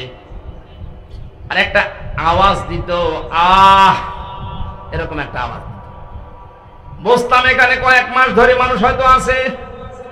যে সমস্ত মানুষ পাহারা দিয়ে যেত, ওই এসআই যারা, তাদেরকে প্রকাশ গোপনে বলতাম, ভাই যে আওয়াজ আসলো, শব্দ না, অধিকাংশ গুলোতে হিন্দু পেয়েছিলাম। কিছু কিছু যাদের একটু মনুষ্যত্ব আছে বলতো, হুজুর 1 মাস 2 মাস না, কেউ 2 বছর 5 বছর পড়ে আছে, কেউ জানেই না। আপনি এখনো পর্যন্ত বলেন আমার কি দোষ, কি দোষ, আপনি টের পান না। কোন দোষ যদি আপনার নাও থাকে, আপনার সবচাইতে বড় দোষে আয়না ঘর। আপনি জানেন না কি হয়তো ওখানে ইলিয়াস আলীর মেয়েকে নিয়ে আপনি কি করলেন, কি নাটক, কি প্রতারণা, অথচ তাকে আপনি মেরে ফেলেছেন আগে। আমার মাঝে মাঝে রিমান্ডে আশ্চর্য লাগতো, আল্লাহ, যে অফিসার গুলো এই করে যায় আমার সাথে, এরা রাতে বাড়ি যেয়ে ঘুমায় কি করে? এদের তো ঘুম আসার কথা না, হয় লাল পানি খায় নাই বড়ি খায়, তাছাড়া ঘুম আসার কথা না। এই জন্য শাস্তি হবে তাদের ডবল। এখন শুরু হয়েছে কেবল, ডবল শাস্তি হবে। যারা অন্যায় ভাবে মানুষকে হত্যা করেছেন, ইন্ধন দিয়েছেন, বিভিন্ন কায়দা কৌশল করে এগিয়ে দিয়েছেন, আপনার শাস্তি ডবল হবে। মার্ডার মামলা, আজকে গুমের মামলা আন্তর্জাতিক আদালতে, যে পালিয়ে গেছে তার নামে আজকেও দেখলাম 2টা মামলা হয়েছে। আপনি যে সাহস করেন যে আমি পাশাপাশি আছি, চট করে ঢুকে পড়বো, আসেন, আপনি আসেন, আপনাকে আমরা চট করে ঢুকবেন আর ফট করে ঢুকে দেবো আয়না ঘরে। থাকেন পড়ি ওখানে। ব্যারিস্টার আরমান 8 বছর আছে, আপনি 16 বছর থাকবেন। 16 বছর তো আর বাঁচবে না, সেই কয় বছর আছেন ওখানে থাকবেন, দেখেন কেমন লাগে। ভার্সিটি থাকতে আমি একটা উপন্যাস পড়েছিলাম, ওর নাম হচ্ছে দেখ কেমন লাগে। আমার মনে হয় এইটা ওদের কপালে আছে। কথা বলে না কেন? কয়জন এরকম আশা করছেন যে আসি পাশাপাশি, চট করে ঢুকে পড়বো, আসেন, ঢোকাবো, দেখ কেমন লাগে। উপন্যাসটা পুরোপুরি পড়লে খুব ভালো লাগে। আমার মনে হয় সামনে এদের কপালে এটা হতে যাচ্ছে। ভাইরা আমার, অন্যায় ভাবে যারা হত্যা করেছেন ডবল শাস্তি পাবেন। 3 নম্বরে যারা জেনা করে দুনিয়ায়, তাদেরও শাস্তি ডবল হবে। সূরা ফুরকানের আয়াত। মেয়েটা বলছে খলিফা, এই ছেলে 4 জন বলছে খলিফাতুল মুসলিমিন। চিন্তা করলাম দুনিয়ায় মার্ডারের শাস্তি যদি না পাই, কিয়ামতে আল্লাহ কিন্তু ডবল শাস্তি দেবে। কয়টা? এজন্য দুনিয়ায় হয়ে যাক, আপনি যে বিচার আছে কোরআনের করে দেন, দুনিয়ায় শেষ, পরকালে যেন আল্লাহ এ বিষয়ের কোনো বিচার না করে আমাদেরকে মাফ করে দেয়। হযরত ওমর বললেন, তাই তো, তোমরাই তো দোষী, মেয়েটার তো দোষ নেই। মেয়েটাকে ডাক দিয়ে বললেন, তোমার দোষ এইটা যে তুমি 12 টুকরা করেছো লাশটা, আমার ঘরের বারান্দায় রাখলে, অন্য কোথাও ফেলে দিলে না কেন? মেয়েটা কোরআনের হাফেজা, ডাক দিয়ে বলছে, খলিফাতুল মুসলিমিন, আমার সন্তানকে আমি গলা টিপে মেরে ফেলতে পারতাম। 12 টুকরা করেছিলাম আমি, বিভিন্ন জঙ্গলে পাহাড়ে ছিটিয়ে দিতে পারতাম, কিন্তু আপনার কাছে আমি কেন দিলাম? দিয়েছি এই কারণে, প্রথম কারণ আমার ছেলেটাকে আমি হত্যা করেছি, 1 নাম্বার কারণ হচ্ছে সে জারজ, তার তো বাবা ঠিক নেই। কয়টা বাবা বলেন বলেন? ও জন্ম তো ঠিক নেই, বাবা 4টা, যদিও ওর দোষ না, কিন্তু সন্তানটা তো জারজ। আর আমি কোরআনে কারিমে সূরা কলমের 13 নাম্বার আয়াত থেকে 19 নাম্বার আয়াত পর্যন্ত জানি, যারা জারজ সন্তান এই পৃথিবীতে তাদের 13টা কাজ হবে, তার 1 নাম্বারে তারা কোরআন বিরোধী হবে।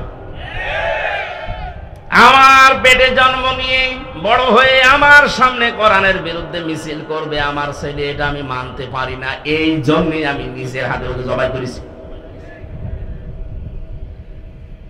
এ বাংলাদেশে আজ যারা কোরআনের বিপক্ষে অবস্থান নিয়েছিলেন, নিচ্ছেন, এখনো সামনে অনেকে চেষ্টায় আছেন। আজকে একজন বুদ্ধিজীবী নামে, বুদ্ধি বিকালাঙ্গ, আমি নাম নিলাম না, লোকটা বলেছে ধর্ম কোনো রাষ্ট্রের ব্যাপার, কোনো ব্যক্তির ব্যাপার না। এই শব্দটা তার বলা ঠিক হয়নি, সে যদি তাওবা না করে সেও মুশরিক। এক কথা বলছে না কেন?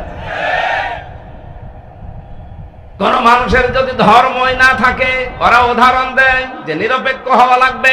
পৃথিবীতে কোন নবী ধর্মের ব্যাপারে নিরপেক্ষ ছিলেন? আপনি একজনের নাম বলেন, বলেন। এই ধোঁকাটাও চলছে সামনে, হয়তো সামনে আসতে পারে, আগে থেকে সতর্ক করলাম। যারা এগুলো করছেন, এগুলো কিন্তু একটা ধোঁকাবাজি। আমরা এক জালেমকে বিদায় দিয়ে কোন নতুন জালেমকে আর এই জায়গায় আমরা দেখতে চাই না। আর যারা আসবে তারা যেন ইনসাফ কায়েমকারী হয়। মেয়েটি বলে, খলিফা, আমি একটা একটা করে 13টা কারণ বলতে পারি কেন আমি হত্যা করেছি। আমি এসেছি এই কারণে, আমি না আসলেও পারতাম। মেরে আমার সন্তানটাকে জবাই করে ফেলে যদি পাহাড়ে জঙ্গলে ছড়িয়ে ছিটিয়ে দিতাম, আপনিও ধরতে পারতেন না। আমি এসেছি এই কারণে, আমি যেহেতু হত্যা করেই ফেলেছি, আর হত্যার বিচার যদি দুনিয়ায় না হয়, কিয়ামতে আল্লাহ ডবল করে করবে। দয়া করে কোরআন দিয়ে আমার বিচারটা করে দেন, কিয়ামতে যেন আল্লাহ আমার ব্যাপারে আর কিছু না বলে। হযরত ওমর এই 5 জনের বিচার করলেন। আমার বোঝানোর বিষয় ছিল, কোরআনে কারীম দেশে থাকার কারণে, কায়েম থাকার কারণে ওরা গুনাহ করেছিল, কিন্তু গুনাহ করার পরেও কোরআনে কারীম তাদের ভেতরে অনুশোচনা, অনুতপ্ত এমন ভাবে ধরিয়েছে, মরণের আগে তারা ঈমান নিয়ে বিদায় নিতে পেরেছে। এদেশেও যদি কোরআন কায়েম হয়ে যায়, আপনার মদ খেতে মনে চাইবে না, বিড়ি খেতে মনে চাইবে না, ডাল পানি খেতে মনে চাইবে না, কারণ পরিবেশটাই হয়ে যাবে এরকম। ছোটখাটো গুনাহ যদি নফসের ধোঁকায়, শয়তানের জালে পড়ে হয়েও যায়, কোরআন আপনাকে বাধ্য করবে অনুশোচনা করে, তাওবা করে জীবনের মতো ঈমান নিয়ে বিদায় নেওয়ার। বলেন আমিন। আল্লাহ, আমরা এইরকম একটা পরিবেশ চাচ্ছি, কথা বলেন ঠিক কিনা? আল্লাহ যেন আমাদের কোরআনের শ্রোতা হিসাবে মুনাফিকের কোন স্থান এখানে না দিয়ে, 3 নাম্বার যেটা বলেছিলাম যে ঈমানদার, এই মানুষগুলোর যে বৈশিষ্ট্যগুলো আল্লাহ দিয়েছেন সূরা আনফালের 2, 3, 4 নাম্বার আয়াতে, আল্লাহ আমাদের ভরপুর করে আজ বাড়িতে নিয়ে যান। বলেন আমিন। দরুদ আর সালাম পাঠের মাধ্যমে আজকের তেলাওয়াতকৃত আয়াত সূরা মুমতাহিনা। কোন সূরা? মুমতাহিনা মানে পরীক্ষিতা নারী। 6 জনের নাম পেয়েছি আমি। এই পৃথিবীতে 6 জন নারীকে আল্লাহ পরীক্ষা করে তাদেরকে পরীক্ষিতা নারী হিসাবে খেতাব দিয়েছেন। তার ভেতরে হযরতে মরিয়ম একজন। তিনি সতীত্বের হেফাজত করেছিলেন। আজ যে সমস্ত মেয়েরা মডেল খুঁজে পান না যে আদর্শ কারে বানাবো, হযরতে মরিয়ম হবে আপনার জন্য আদর্শ। কথা বলেন। ওরা আদর্শ বানিয়েছে ঐশ্বরিয়াকে। আজকে ঐশ্বরিয়ার জীবনী দিয়েছে। ওই একজনকে খুশি করার জন্য রাতের বেলা কত টাকা কন্টাক্ট করে, কত টাকা ভাড়া পায়, আপনি তার জীবনী পড়ে দেখেন। এই যদি হয় আপনার আদর্শ, আর আপনি এইটা দেখে দেখে মনে করেন এর মতো হব, হ্যাঁ ওর মতো হবেন, দুনিয়ায় শেষ, আখিরাতে সারা জীবন জাহান্নামে পড়া লাগবে। মেয়েরা যারা এসেছেন, আপনার আদর্শ হওয়া লাগবে 1 নম্বরে মরিয়, আপনার চরিত্রকে, সতীত্বকে আপনি হেফাজত করে রাখবেন। আমরা আগে তাফসিরে প্রবেশ করি, এরপরে সামনে যাব ইনশাআল্লাহ। ফাউযু বিল্লাহি মিনাশ শাইতানির রাজিম। বিসমিল্লাহির রহমানির রহিম।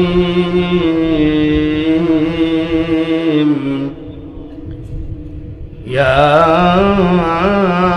আইয়ুহান নাবিয়্যু ইযা জাআকাল মুমিনাতু ইউবাইয়ুনাকা ওয়ালা আল্লা ইউশরিকনা বিল্লাহি শাইআ। সাদাকাল্লাহুল আযীম। সূরা মুমতাহিনা নামকরণটা এর ভেতরে শব্দটা আছে, এখান থেকে সূরার নামকরণ। আজকে আমরা সবগুলো আয়াত পড়েছি মাত্র 1 আয়াতের 4 ভাগের 1 ভাগ।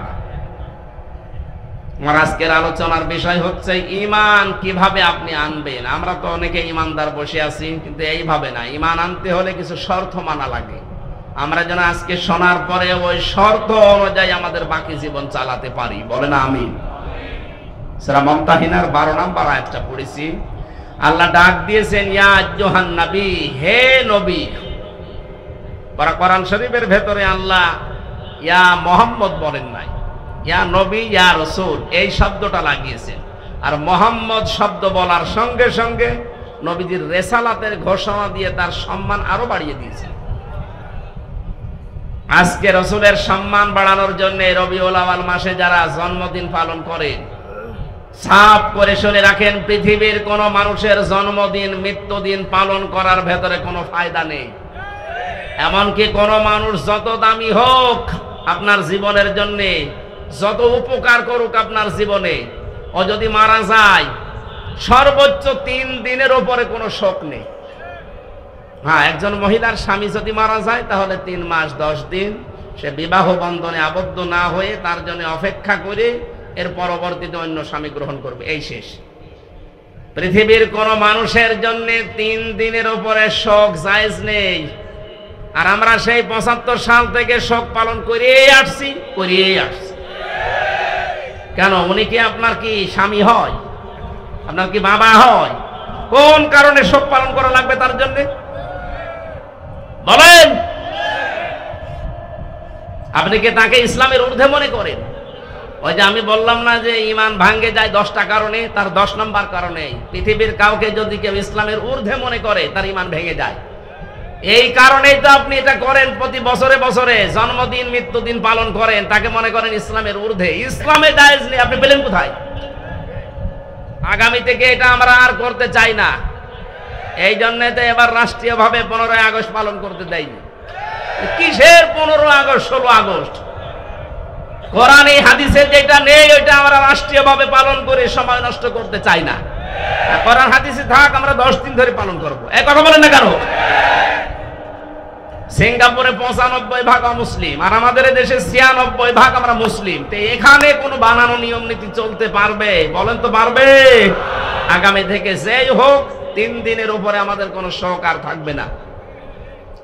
বিশ্ব নবী মুহাম্মদ রাসূলুল্লাহর উপরে তো দুনিয়ায় আর কেউ নেই, আল্লাহর পরে তার স্থান। শোক পালন করা যদি জায়েজ হতো প্রতি বছরে বছরে, আমার মনে হয় তার জন্য আমরা শোক পালন করতাম। কোনো আলেম তো এটা করে না। যে সমস্ত বেদাতপন্থী আছে এরা নবীর জন্মদিন পালন করার জন্য উঠে পড়ে লাগে। কোথায় পেয়েছেন দলিল বলেন তো? নবীর মিলাদ পড়েন। মিলাদ মানে জন্ম। মিলাদ মানে কি? যেই 2 জন চাচা নবীর জন্মে খুশি ছিল, 2 জনেই জাহান্নামে গেছে, একটা আবু তালেব আর একটা আবু লাহাব। কথা বলেন না কেন? 2 জনই কিন্তু মিলাদে নবীর জন্মে খুশি। আর যেই 2 জন চাচা নবীর আদর্শে খুশি, হযরত হামজা, হযরত আব্বাস, 2 জনেই জান্নাতি। এখান থেকে শিক্ষা নিতে পারেন না? এরপরও আপনি আলেম নামে জালেম হয়ে কলঙ্ক করে মানুষকে আপনি ধোঁকা দিয়ে বোকা বানিয়ে টাকা ইনকাম করছেন এই রবিউল আউয়ালের নাম দিয়ে। আশা করছি এগুলো আমরা সচেতন মানুষ আগামী থেকে আর করব না। আপনি যদি আদর্শ অনুসরণ করে খুশি থাকতে চান তাহলে 40 থেকে 63 এই 23 বছর অনুসরণ করেন। এক কথা বলেন না কেন? আমরা এখন থেকে কারো জন্ম নিয়ে আনন্দ করব না, আমাদের জন্ম নিয়ে আনন্দ না, আমাদের আনন্দ হবে তার আদর্শ নিয়ে। কথা বলেন না কেন? নবীজিকে আল্লাহ ডাক দিলেন ইয়া মুহাম্মদ, যেখানে কোন জায়গায় কোরআনে আল্লাহ দেয়নি। নাম নেওয়ার সঙ্গে সঙ্গে রেসালাতের ঘোষণা দিয়ে তার সম্মান বাড়িয়ে দিয়েছেন। মুহাম্মাদুর রাসূলুল্লাহ, ওমা মুহাম্মাদুন ইল্লা রাসূল, মা কানা মুহাম্মাদুন আবা আহাদিম মির রিজালিকুম ওয়ালাকির রাসূলুল্লাহ খাতামান নাবিয়্যিন। আর আছে সূরা মুহাম্মদে একটা আয়াত, আলা নুজিলা আলা মুহাম্মাদ ওয়াল হাক্কু মির রাব্বিহিম। প্রত্যেকটি জায়গায় আল্লাহ তার নাম নেওয়ার সঙ্গে সঙ্গে ঘোষণা দিয়েছেন যে তিনি আমার রাসূল। জোরে বলেন আল্লাহু আকবার। এই জন্য আমরা এই জায়গা একটা স্পর্শকাতর জায়গা। রাসূলুল্লাহকে কেউ গালি দিলে আমরা সহ্য করতে পারি না। কুষ্টিয়াতে গত 2 দিন আগে একজন বুঝে হোক না বুঝে হোক গালি দিয়েছে। এখানে কোনো ছাড় নেই, আপনি বুঝে দেন আর না বুঝে দেন, আপনি অপরাধী। কুষ্টিয়া ফুঁসে উঠেছে, সারা দেশ এখন ফুঁসতেছে।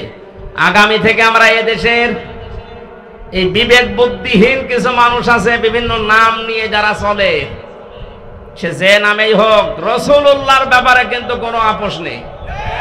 বিশ্ব নবীকে অপমান করার চেষ্টা করলে, গালিগালাজ করলে, যা করা লাগে এই দেশের মানুষ কিন্তু তাই করবে।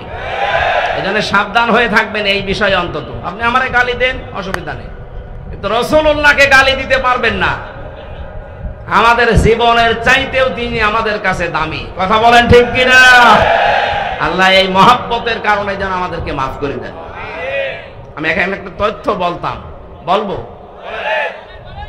এই যারা মহব্বত করি আল্লাহর রাসূলকে, এই কথা বলে শেষ করে দেন, তাদের জন্য খুব শিক্ষা আছে এখানে। আপনি শুনেছেন আয়াতটা, দেখেন এইভাবে নেই, কুল ইন কুনতুম তুহিব্বুনাল্লাহা ফাত্তাবিউনি ইউহিব্বুকুমুল্লাহ ওয়া ইয়াগফির লাকুম যুনুবাকুম আল্লাহু গফুরুর রহিম। সূরা আলে ইমরানের 31 নম্বর আয়াত। আল্লাহ পাক বলেন, নবী আপনি বলুন, তোমরা যারা বলো আল্লাহ তোমাকে ভালোবাসি, এই দাবি যারা করো তাদেরকে বলছি, এই দাবি করার দরকার নেই। যদি দাবি সত্যে প্রমাণ দিতে চাও, ফাত্তাবিউনি, আমি রাসূলের অনুসরণ করো। এখানে যে তাবউন শব্দটা আছে, তাবাইন, যত অভিধান আছে আরবিতে দেখবেন তাবউন মানে দেখে দেখে চলা। আমার সামনে বেলাল স্যার যেভাবে হেঁটে যাবে, যেভাবে পা ফেলবে, যেভাবে হাত নাড়াবে, যেভাবে মাথা দোলাবে, ওইভাবে দেখে দেখে চলার নাম আরবিতে তাবউন। তাহলে রাসূলুল্লাহকে কি অনুসরণ করা লাগবে, ইত্তেবা করা লাগবে তাকে দেখে দেখে? প্রশ্ন আসতে পারে, উনি তো আমার সামনে নেই। হ্যাঁ, উনি সামনে নেই, ওনার আদর্শ পড়ে আছে আমাদের সামনে। বিদায় হজের ভাষণের দিন বলেছিলেন, তারাক্তু ফীকুম আমরাইন, 2টি জিনিস রেখে গেলাম, লান তাদিল্লু মা তামাসসাকতুম বিহিমা, কিতাবাল্লাহ ওয়া সুন্নাতু রাসূলিহি। 2টা জিনিস রাখলাম, যদি অনুসরণ করতে পারো কোনোদিন পথ ভ্রান্ত হবে না, পথ হারা হবে না, মায়ের খাবে না, না খেয়ে থাকবে না। এই তাদিল্লু শব্দের 99টা অর্থ আছে। কোনদিন আপনি না খেয়ে থাকবেন না, কারণ জমিন আল্লাহ আমাদেরকে ওয়ারিশ বানিয়েছেন। জমিনের ওয়ারিশ যারা, তারা না খেয়ে থাকবে। মানে পৃথিবীতে যারা আল্লাহকে মানে না, তারা এই পৃথিবীর ভাড়াটিয়া, আর আমরা হচ্ছে জমিনের মালিক। মালিক কোনদিন না খেয়ে থাকতে পারে না। আমরা যেহেতু অনুসরণটা ওইভাবে করতে পারছি না, কিভাবে? ফাত্তাবিউনি, আমি রাসূলকে তোমরা অনুসরণ করো। যদি অনুসরণ করতেই পারো, যখন অনুসরণ আরম্ভ হবে, ইউহিব্বুকুমুল্লাহ, আমি আল্লাহ নিজে তখন ভালোবাসা আরম্ভ করব না করেছি। এখানে যারা আরবি গ্রামার বোঝে জিজ্ঞাসা করেন, ইউহিব্ব এটা মোজারে, বর্তমান, ভবিষ্যৎ, প্রেজেন্ট, ফিউচার। যখন থেকে আপনি নবীজিকে অনুসরণ আরম্ভ করবেন, তখন থেকে আপনাকে আল্লাহ ভালোবাসা শুরু করবে। কি কথা বুঝতেছেন? তার মানে এখনো যারা নবীর আদর্শকে অনুসরণ আরম্ভ করেনি, করবে বলে আশা করছে, আল্লাহ তাদেরকে ভালোবাসা শুরু করেনি। আমি কথা বোঝাতে না পারলে আবার রিপিট করবো। রাসূলুল্লাহকে কেউ যদি অনুসরণ করা আরম্ভ না করে, আল্লাহ তাকে ভালোবাসা শুরু বলেন করেন। আর আল্লাহ যদি ভালোবাসে কয়েকটা উপকার আছে। এক নম্বরে আল্লাহ পাক বলেন, আমি যদি কাউকে ভালোবাসি ওয়াগফির লাকুম যুনুবাকুম, এক ফিরে এটাও মোসারে, বর্তমান ভবিষ্যৎ প্রেজেন্ট ফিউচার, জাম্বুন এক বছর, জুনুব বহু বছর। আমি আল্লাহ যদি কাউকে ভালোবাসা আরম্ভ করি, ওর জীবনের কোনো গোনা বাকি রাখি না, সব মাফ করে দেই। আর আল্লাহর নিয়ম হচ্ছে, কোন জায়গায় যদি আল্লাহ গোনা মাফ করে দেয়, ওই জায়গাটা আল্লাহ ফাঁকা রাখে না, পুরা নেকি দিয়ে পাল্টিয়ে দেয়। আল্লাহ যদি কাউকে ভালোবাসে, কি পেলাম? আল্লাহ নিজে তাকে ভালোবাসা আরম্ভ করবে, তার জীবনের গোনাগুলো মাফ করে দেবে, আর গোনা মাফ হয়ে গেলে আল্লাহ তাকে জান্নাতে দেবে। এবার আমার আয়াতের মূল শিক্ষা হচ্ছে, রাসূলকে অনুসরণ করা আরম্ভ করা লাগবে না লাগবে না? এটা কি আংশিক না পূর্ণাঙ্গ? বলেন বলেন। আজ যারা আংশিক অনুসরণ করেন, তারা কিন্তু এখনো আল্লাহর ভালোবাসা পাওয়া শুরু করেননি। আংশিক অনুসরণ মানে হয়তো দাঁড়িয়ে আছে রসুলের মতো, জুব্বা গায়ে দেন, খাবারের পরে মিষ্টি খান, রসুলের মতো সালাত আদায় করেন, সিয়াম পালন করেন, হজ করেন রসুলের মতো দেখে দেখে। কিন্তু বিশ্ব নবী যে 10 বছর রাষ্ট্র চালিয়েছিলেন, এইটাকে আপনি রাজনীতি মনে করেন? কথা বলেন না কেন? তাহলে অনুসরণ কি আপনার আংশিক না পূর্ণাঙ্গ? আংশিক অনুসরণ করলে আল্লাহ আপনাকে ভালোবাসা শুরু করবে। কোন জায়গায় আছে কোরআনে দেখান। এই জন্যই তো বারবার বলছি, রাসূলুল্লাহকে আজ থেকে অনুসরণ করা লাগবে পূর্ণাঙ্গ।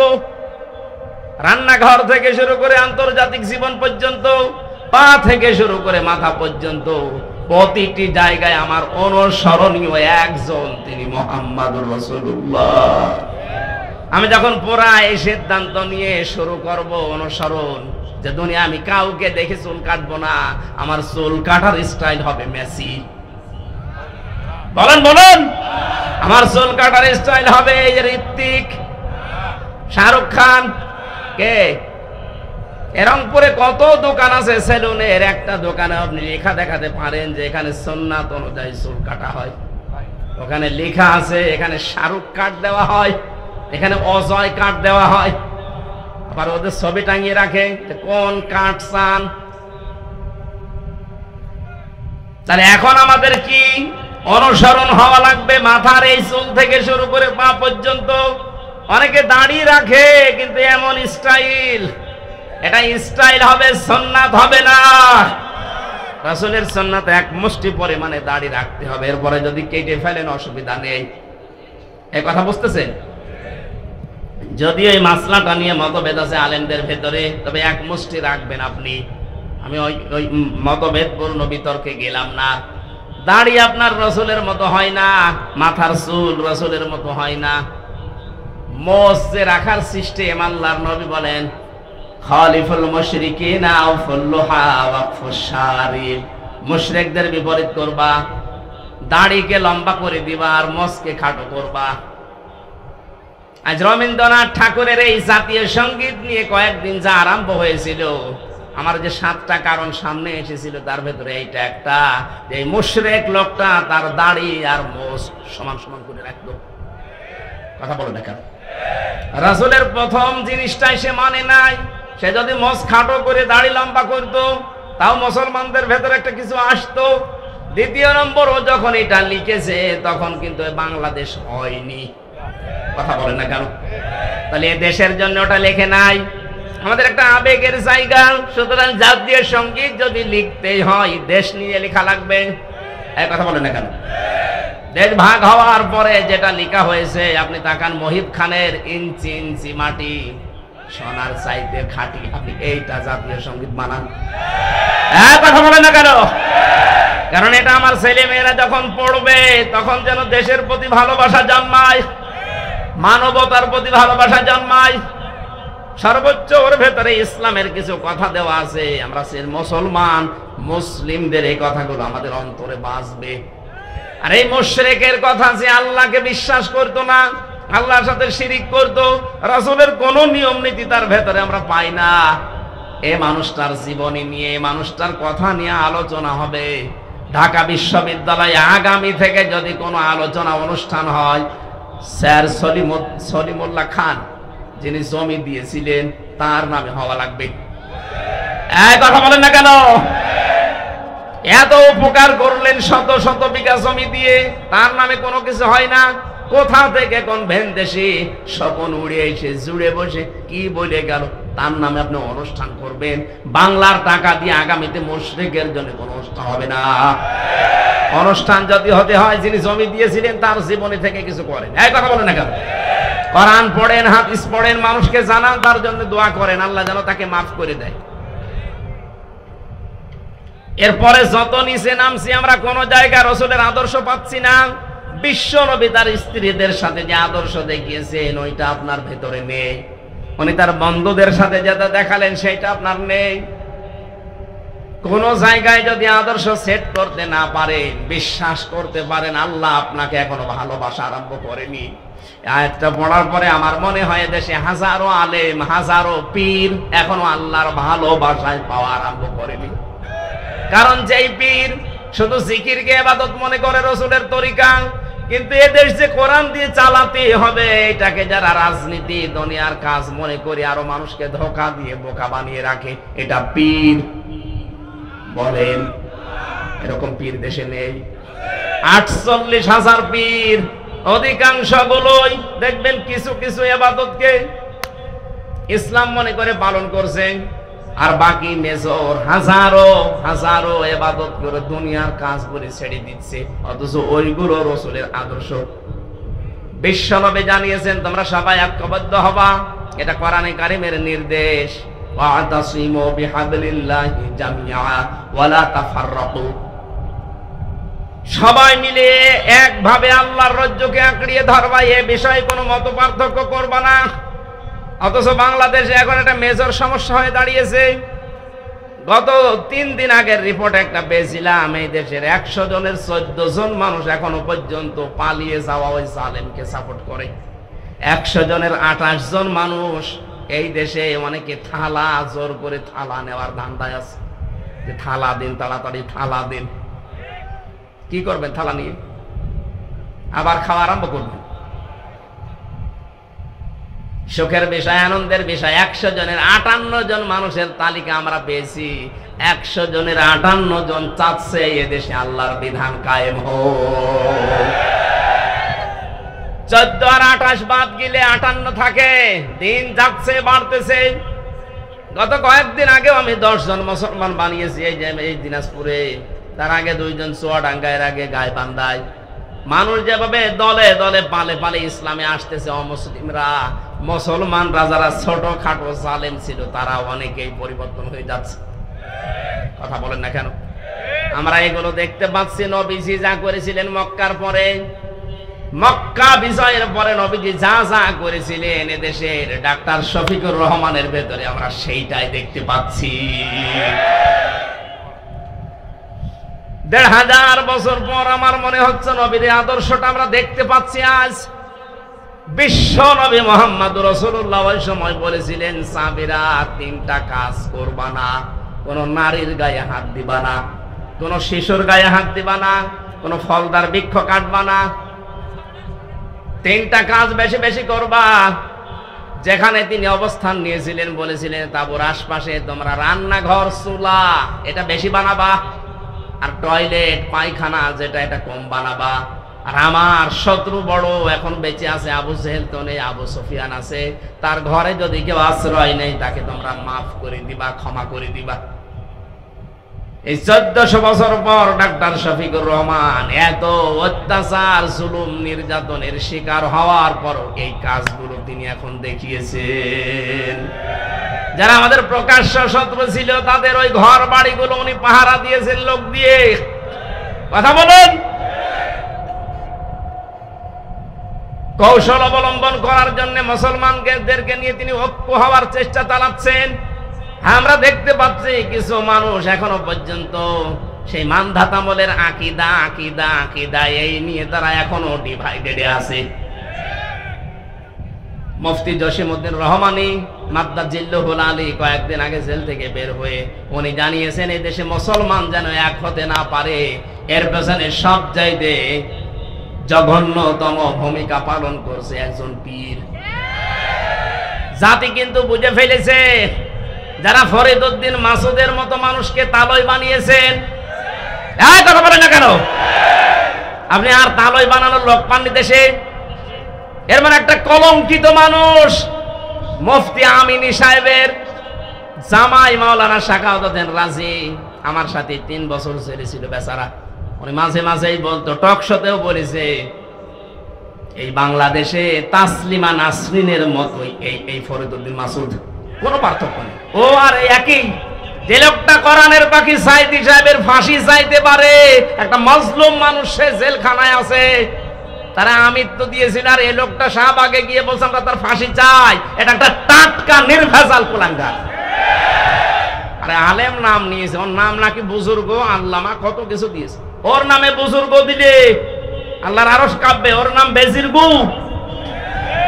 কথা বলে না কেন? যে কয়টা 5-8 গোলাম ছিল যারা মাজলুমের বিপক্ষে অবস্থান নিয়েছিল, পক্ষে না গিয়ে জালেমদের পা শুধু চেটেছে, যারা কওমি জননী নাম দিতে পারে জালেমকে, একটাকেও যেন বিচার ছাড়া আর বাঁচতে না দেওয়া হয়। প্রত্যেকের বিচার আমরা দেখতে চাই। এই কথা বলেন। ওই যে মাইজ ভান্ডারী নজিবুল বশর, ও শয়তান সেদিন ভিডিও পাঠিয়েছে যে আমি যা করেছি জামাতের বিরুদ্ধে, শিবিরের বিরুদ্ধে, বিএনপির বিরুদ্ধে, এরা আমারে ছাড়বে না, জীবনও আপনাকে ছাড়া হবে না। আপনি সবচাইতে বড় মারাত্মক ভুল করেছেন কোরআনের পাখির বিরুদ্ধে মামলা দিয়ে, তাও মিথ্যা মামলা। যারা সাক্ষী দিতে যায় তাদের সাক্ষী পর্যন্ত গায়েব হয়ে যায়। ও নিজে যখন স্বীকার করছে যে আমি ইয়া করেছি, আমারে ছাড়বে না, না আমরা ছাড়তেও চাই না, দৃষ্টান্তমূলক শাস্তি চাই এই মাইজ ভান্ডারীর। কথা বলেন। আলেম নামে কলঙ্ক, এগুলো নাম নিয়েছে কি সুন্দর সুন্দর, দেখেন কুসেআ, কি কুসেআ, কি কুকুর, শ্রীগাল, বিড়াল। যাদের নামে ডিনেগনিশন ডিগ্রি 14টা করে ব্যবহার করে, এগুলো জাহান্নামী মানুষের আলামত। আপনাকে মানুষ নিজে ডাকবে, আপনি আল্লামা কিনা, নিজের নামে আগেই পরিচয় দেয় আমি শোলাকিয়ার ইমাম। বলছে কিসের শোলাকিয়ার ইমাম? আপনি ইমামতি করার জন্য সেই গোপালগঞ্জ থেকে গন্ডা ভাড়া করে এনে বাইতুল মোকাররমের মতো জায়গা অপবিত্র করিস, কত মুসল্লির রক্ত ঝরিয়েছে, এর যেন ছাড় দেওয়া না হয়। এই কথা বলেন না কেন? যেই দিন কওমি জননী নাম দিয়েছে এই রুহুল আমিন নামে, আলেম নামে কলঙ্ক, সেই দিন জেলখানায় ওর নামে বদদুয়া করেছে কওমি মাদ্রাসার আলেমরা। আমার সাথে 86 জন 76 জন ছিল। মাওলানা মামুনুল হক থেকে শুরু করেছে, আলেমগুলো ছিল। বলছে কি করলো, কি আমাদের তো ডুবিয়ে মারলো। এখনো পর্যন্ত আপনি একটা পীরের নাম নিয়ে তার সাফাই গেয়ে যাচ্ছে। মুফতি জসিমউদ্দিন রহমানী 11 বছর জেল কেটেছে। আপনি কয় বছর ছেড়েছিলেন? তার যে স্যাক্রিফাইস, সেটা এমনি এমনি বলে না, সে আপনাদের সাথে ছিল, মিশেছে, দেখেছে, বাস্তবতা সে জানে। আমিও জেলের ভেতরে কমপক্ষে 50 দিন তার সাথে আমার দেখা। মাঝে মাঝে আমারে বলতো, হামজা, এদেশে যদি একত্রিত মুসলমান না হয়, তার পেছনে সবচাইতে গুরুত্বপূর্ণ ভূমিকা কঠিন জঘন্যতম ভাবে পালন করে ওই পীর। এখনো পর্যন্ত করে যাচ্ছেন, আপনি থামবেন। একটা ঐক্য হওয়ার চেষ্টায় আছে। সব আলেম ওলামা যদি এক হয়ে, এই যে 58 ভাগ এমনি এমনি হয়নি, সব দাড়িওয়ালা টুপিওয়ালা মানুষগুলো এক হয়ে যাচ্ছে। আর এখানে আপনি এখন সেই মানধাতামলের আকিদা করছেন। কার আকিদা খারাপ আপনি দেখেন তো? জামাত ইসলামী বাংলাদেশের আকিদা হচ্ছে লা ইলাহা ইল্লাল্লাহু মুহাম্মাদুর রাসূলুল্লাহ। হ্যাঁ, কালেমা যদি আপনি ভুল প্রমাণ করতে পারেন, তাহলে জামাতের আকিদা খারাপ। কালেমা তো নিজেও জিকির করছেন, আমরাও করছি, এখানে তো কোনো পার্থক্য নেই। কিসের আকিদা করেন? এই উল্টা পাল্টা ধোয়া তুলে মুসলমানদেরকে আজ ডিভাইডেড করবেন না, এটা হারাম কাজ। মুসলমানদের এক করা ফরজ, আর ভাগ ভাগ করা হারাম। এটা তো আমি বানালাম। সূরা আলে ইমরানের 105 নম্বর আয়াত আপনি বাড়িতে যে মিলিয়ে দেখেন। যারা আজ মুসলমানদেরকে এক হতে দিচ্ছেন না, আপনি হারাম কাজে আছেন। কোন হারাম কাজ করা অবস্থায় তার ইবাদত কবুল হয় না। সুতরাং আপনার নামাজ, আপনার সিয়াম, আপনার হজ, এই দাড়ি, জিকির সব মাঠে মারা যাচ্ছে। আমি আর নিচে নামতে পারলাম না। এরপরও যদি কারো বিবেক না খোলে, আমার মনে হয় ওকে আল্লাহ মোহর মেরে দিয়েছে আবু জাহেলের মতো, ও আর ভালো হবে না। আমার ভাইরা, এখন থেকে আমাদের অনুসরণ হবে রসুলের আংশিক না পূর্ণাঙ্গ? পূর্ণাঙ্গ অনুসরণ যখনই আমরা আরম্ভ করব, আল্লাহ আমাদেরকে ভালোবাসা শুরু করবে। তার মানে বোঝা যাচ্ছে দেশে অনেক আলেম, অনেক পীর এখনো পর্যন্ত আল্লাহর ভালোবাসায় পাওয়া আরম্ভ করেনি। আমরা করেছি, আমরা যারা করছি, চেষ্টা চালাচ্ছি। হ্যাঁ, মাথা থেকে শুরু করে সংসদ পর্যন্ত সব জায়গায় আমার রাসূলের আদর্শ আমরা মেনে নেব। যখনই সিদ্ধান্ত নিয়ে মাঠে নেমে পড়বেন, বুঝবেন আল্লাহ আপনাকে ভালোবাসা আরম্ভ করছে। আল্লাহর ভালোবাসা আরম্ভ হয় তখন যখন কয়েকটা কাজ আপনি দেখতে পাবেন। এই তাকান, আপনাকে যে আল্লাহ ভালোবাসে তার প্রমাণ হিসাবে কয়েকটা কাজ আপনি দেখতে পাবেন সামনে। এক নম্বরে হাদিস, নবীজি বলেন, আমি যখন আল্লাহ পাক যখন কাউকে ভালোবাসেন তখন পুরো আসমানে ঘোষণা হয়ে যায় যে মহান আল্লাহ ওই লোকটাকে ভালোবাসে। আমরা সবাই যারা আসমানে আছো সবাই ওকে ভালোবাসো।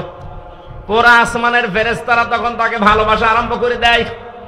জমিনে ঘোষণা দেওয়া হয়, পুরো জমিনবাসী শোনো, হামজাকে আল্লাহ ভালোবাসা আরম্ভ করেছে, তোমরাও ভালোবাসো তাকে। তখন পুরো সৃষ্টি জগতের ভেতর আল্লাহ একটা মহব্বত পয়দা করে দেয়। আমরা এইটা আজ দেখতে পাচ্ছি। আপনি তাকান, এতদিন যাদের স্বাধীনতা বিরোধী, রাজাকার, জঙ্গি, উল্টা পাল্টা নাম দিয়ে বহু কালার করার চেষ্টা চালিয়েছে, আগস্টের 5 তারিখের পর থেকে আজকের এই 23 তারিখ পর্যন্ত আমরা দেখতে পেলাম তারা জঙ্গি না, তারাই জনগণের সঙ্গী। এই ভালোবাসাটা এখন আল্লাহ পয়দা করে দিয়েছে নিচে। পুরা আসমানে আল্লাহ ঘোষণা দিয়েছে যে তাদেরকে ভালোবাসো তোমরা। জমিনের লক্ষ লক্ষ সৃষ্টি সবার ভেতরে তাদের মহব্বত, ভালোবাসা এটা ঢুকিয়েছে কে? এত প্রমাণ দেওয়ার পরও যদি আপনার এখনো পর্যন্ত মনে হয় না, এদিকে আসেন, আসেন, এদিকে আসেন। এই জন্য আমাদের উচিত হবে এখন এই মুহূর্তে দলাদলি বন্ধ করে দেওয়া। ছোটখাটো বিষয় সব আমরা বাদ। এরপরেও যদি আপনি এক জায়গায় হতে না পারেন, আবার কবে হবেন? আবার যদি কোন নতুন জালেমে চেয়ারে বসে, কিয়ামতের আগে লাগাতে পারবেন না। আমাদের উচিত এখন সুযোগ, ছোটখাটো বিষয় সব বাদ। কে দাড়ি রাখে, কে দাড়ি রাখে না, কে জুব্বা গায়ে দেয়, কে দেয় না, এটা পরে করবেন, আগে জায়গাটা ঠিক করেন। এখানে থাকলে আপনি ইসলামের নিয়ম নীতি 100% মানতে পারবেন। আর এই জায়গাটা না থাকলে কয়েকদিন পরে আপনারও দাড়ি কাটা লাগতে পারে। এদেশে আড়ঙে অবস্থান নিয়েছিল না, আড়ঙে দাড়ি রাখা মানুষগুলোকে চাকরি দিত না। সামনে কিন্তু এরকম আসবে, আপনি চেষ্টা করবেন রাখার, কিন্তু পারবেন না। জায়গাগুলো সব জালেমের দখলে চলে যাবে। বিশ্বনবী মুহাম্মদুর রাসূলুল্লাহকে আল্লাহ ঘোষণা দিলেন, নবী যারা আপনি আপনার কাছে আসবে যে ঈমান আমরা আনতে চাই, বলবেন 6টা কাজ করো। 1 নম্বরে আলা আল্লাহ ইউশরিকনা বিল্লাহ, কোনদিন আল্লাহর সাথে কোনো বিষয়ে শরীক করবা না। 2 নম্বরে ওয়ালা ইয়াসরিকনা বিল্লাহ, ওয়ালা ইয়াসরিকনা, চুরি করা যাবে না। ওয়ালা ইয়াজিনিনা, 3 নম্বরে কোনদিন তোমাদেরকে যেন আমরা জেনা করতে না দেখি। জেনার যে ছড়াছড়ি চলছিল, জেনার যে কারবার গুলো আমরা দেখতে পেয়েছি, বিশেষ করে আকাশ সংস্কৃতির নামে এদেশে বন্যার পানির মতো পিন আপ করা পত্রিকা দিয়ে বিভিন্ন স্যাটেলাইটের মাধ্যমে যা আরম্ভ হয়েছিল, আগামী 10 বছরের ভেতরে চরিত্রবান যুবক যুবতী মানুষ খুঁজে পাওয়া দুষ্কার হয়ে যাবে। এগুলো যারা দায়িত্বে আছেন বন্ধ করার চেষ্টা চালাচ্ছে। আমরা চাই যেগুলো দ্রুত যেন বন্ধ হয়। এরপরে আল্লাহ দিয়েছিলেন এক একটা শব্দের ভেতরে লক্ষ লক্ষ কথা। আমি তাফসিরে পড়েছি, নোটও করেছিলাম, শুধু গা ঘেমে যাচ্ছে আর রাত অধিক হয়ে গেছে, যেন খুব সামারাইজ করে বলছি। রব্বুল আলামিন বলেন, ওয়ালা ইয়াকতুলনা আওলাদাহুন্না, সন্তান হত্যা করা যাবে না। এই শব্দটার ব্যাখ্যা করলে অনেক ভালো হতো। ওয়ালা ইয়াতিনা বিবহতান, কালকে আমার মাহফিল আছে, এই যে এই ছেলেটার এখানে, কালকে ওয়ালা ইয়াতিনা বিবহতান, এই বহতানের উপর আমি কথা বলবো, কারণ এইটা বাংলাদেশে 15.5 বছরে বেশি হয়েছে। ওয়ালা ইয়াতিনা বিবহতান, মানুষকে আন্দাজে দোষ দিয়ে জীবনটা নষ্ট করে দিও না। আমার জীবন থেকে যে 3টা বছর আপনি ঝরিয়ে দিলেন বেকার বেকার আন্দাজে দোষ দিয়ে, প্রমাণ তো হয়ে গেছে। কয়েকদিন আগে আমার মামলা সব খারিজ হয়ে গেছে, আদালত প্রমাণ করেছে আমার কোনো দোষ নেই, আমি নির্দোষ। বিনা দোষে আমাকে এই 3টা বছর নষ্ট করলেন। যারা করেছিলেন তাদের কি শাস্তি হবে, ওই কথাগুলো কালকে আমরা তুলে ধরবো এরপরে আল্লাহ দিয়েছেন ওয়ালা ইয়াসিনাকা ফি মারুফিন ফাবাইহুন্না, ভালো কাজে কোনোদিন যারা দায়িত্বে আছে এই মানুষগুলোর অবাধ্য হবা না। আস্তাগফিরুল্লাহ, আল্লাহর কাছে ক্ষমা প্রার্থনা করবা এই 6টা গুণ যাদের ভেতরে আছে। ইন্নাল্লাহা গফুরুর রহিম, অবশ্যই আল্লাহ তাআলা দয়াবান এবং ক্ষমাশীল। আল্লাহ আয়াতটা খুব সংক্ষেপে করেছি, বাস্তবে যেন আমাদেরকে মেনে চলার তৌফিক দেন। আগামীকালকে মাহফিল আছে এই নওশাদের গ্রামে, বহুতানের উপরে কথা বলবো ইনশাআল্লাহ। আল্লাহুম্মা আমিন। লা ইলাহা ইল্লা আনতা সুবহানাক ইন্নী কুনতু মিনাজ জালিমিন। রব্বানা যালামনা আনফুসানা ওয়া ইল্লাম তাগফির লানা ওয়া তারহামনা লানাকুনান্না মিনাল খাসিরিন। আল্লাহ তাআলা রংপুর শহরের দিকে তাকাও, হাজার হাজার বান্দা বান্দি, রাত 12টা বেজে গেছে। তাহাজ্জুদের এই সময় পর্যন্ত যারা কোরআনের কথাগুলো শুনছিল এদেরকে তুমি ওমরের মতো হেদায়েত দিয়ে দাও।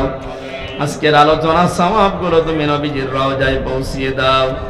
যত মানুষ আমরা কোরআনের কথা শুনেছি, বোঝার চেষ্টা চালিয়েছি, আমাদের জীবনে তুমি প্র্যাকটিক্যাল লাইফে এগুলো সেট করে দাও। মাহফিলের সম্মানিত সভাপতি, বাংলার কৃতি সন্তান, বীর মুক্তিযোদ্ধা আলহাজ আব্দুল জলিলকে কবুল করো। আল্লাহ আমাদের শ্রদ্ধাভাজন স্যার আলহাজ মাহবুবুর রহমান বেলাল স্যারকে কবুল করে নাও। তার জীবনের ভালো কাজগুলো মঞ্জুর করো। মানুষ হিসাবে অন্যায় যেগুলো করেছে আল্লাহ মাফ করে দাও। যত অতিথি এসেছে কোরআনের এই অনুষ্ঠানে কোরআনের ইজ্জতে ক্ষমা করে দাও। মা বোনেরা পর্দার আড়ালে বসে আছে, এদেরকে মরিয়মের মতো খাদিজার মতো বানিয়ে দাও। আল্লাহ তাআলা বড় স্বপ্ন তোমাকে বারবার বলি, এ দেশটা কোরআন দিয়ে চলছে এরকম একটা ব্যবস্থা এনে দাও। আমরা যেন মরণের আগে হলেও দেখতে পারি এ দেশটা তোমার কালাম দিয়ে পরিপূর্ণ ভাবে চলছে। আশপাশে যে প্রতিবেশী গুলো দিয়েছে অধিকাংশ গুলোই তো তোমার বিরুদ্ধে। আইলে প্রতিবেশী গুলোকেও তুমি ভালো বানিয়ে দাও রব্বুল আলামিন। কখন কার ডাক চলে আসে জানি না। মরণের আগে একটা বিষয় বারবার তোমাকে বলছি, এই দেশে সিয়ারে কোন জালেম যেন কিয়ামতের আগে বসতে না পারে। যারা শহীদ হয়েছে আল্লাহ 24 সালে তাদেরকে শাহাদাতের মর্যাদা দিয়ে জান্নাত দিয়ে দাও। যারা পঙ্গুত্ব বরণ করে অন্ধ হয়ে শরীরে বিভিন্ন অঙ্গ প্রত্যঙ্গ হারিয়ে যারা হাসপাতালের বেডে আছে আল্লাহ শেফায়ে কামেলা যারা নসিব করো। এলাকায় মাটির নিচে যত মানুষ ঘুমিয়ে আছে এদেরকে ক্ষমা করে দাও। আগামীতে এই অনুষ্ঠানটা কোরআনের জন্য আরো বিশাল আকারে মঞ্জুর করো আল্লাহ। যত আলেম এসেছে আলেমদেরকে আলেম হিসাবে মঞ্জুর করো। মুক্ত জীবনে যখন ফিরিয়ে দিয়েছো আল্লাহ আমার কণ্ঠটা তুমি ফিরিয়ে দাও। শরীরে মারাত্মক অসুখ আল্লাহ আমার, ভালোই হচ্ছে না, স্বাভাবিক হতে পারছি না। 3টা বছর ওরা আমার সাথে যা করেছে তুমি তো দেখেছো আল্লাহ। আমি তোমার কাছে আমার শরীরের জন্য শেফায়ে কামেলা আজেলা চাই, আমাকে নসিব করো।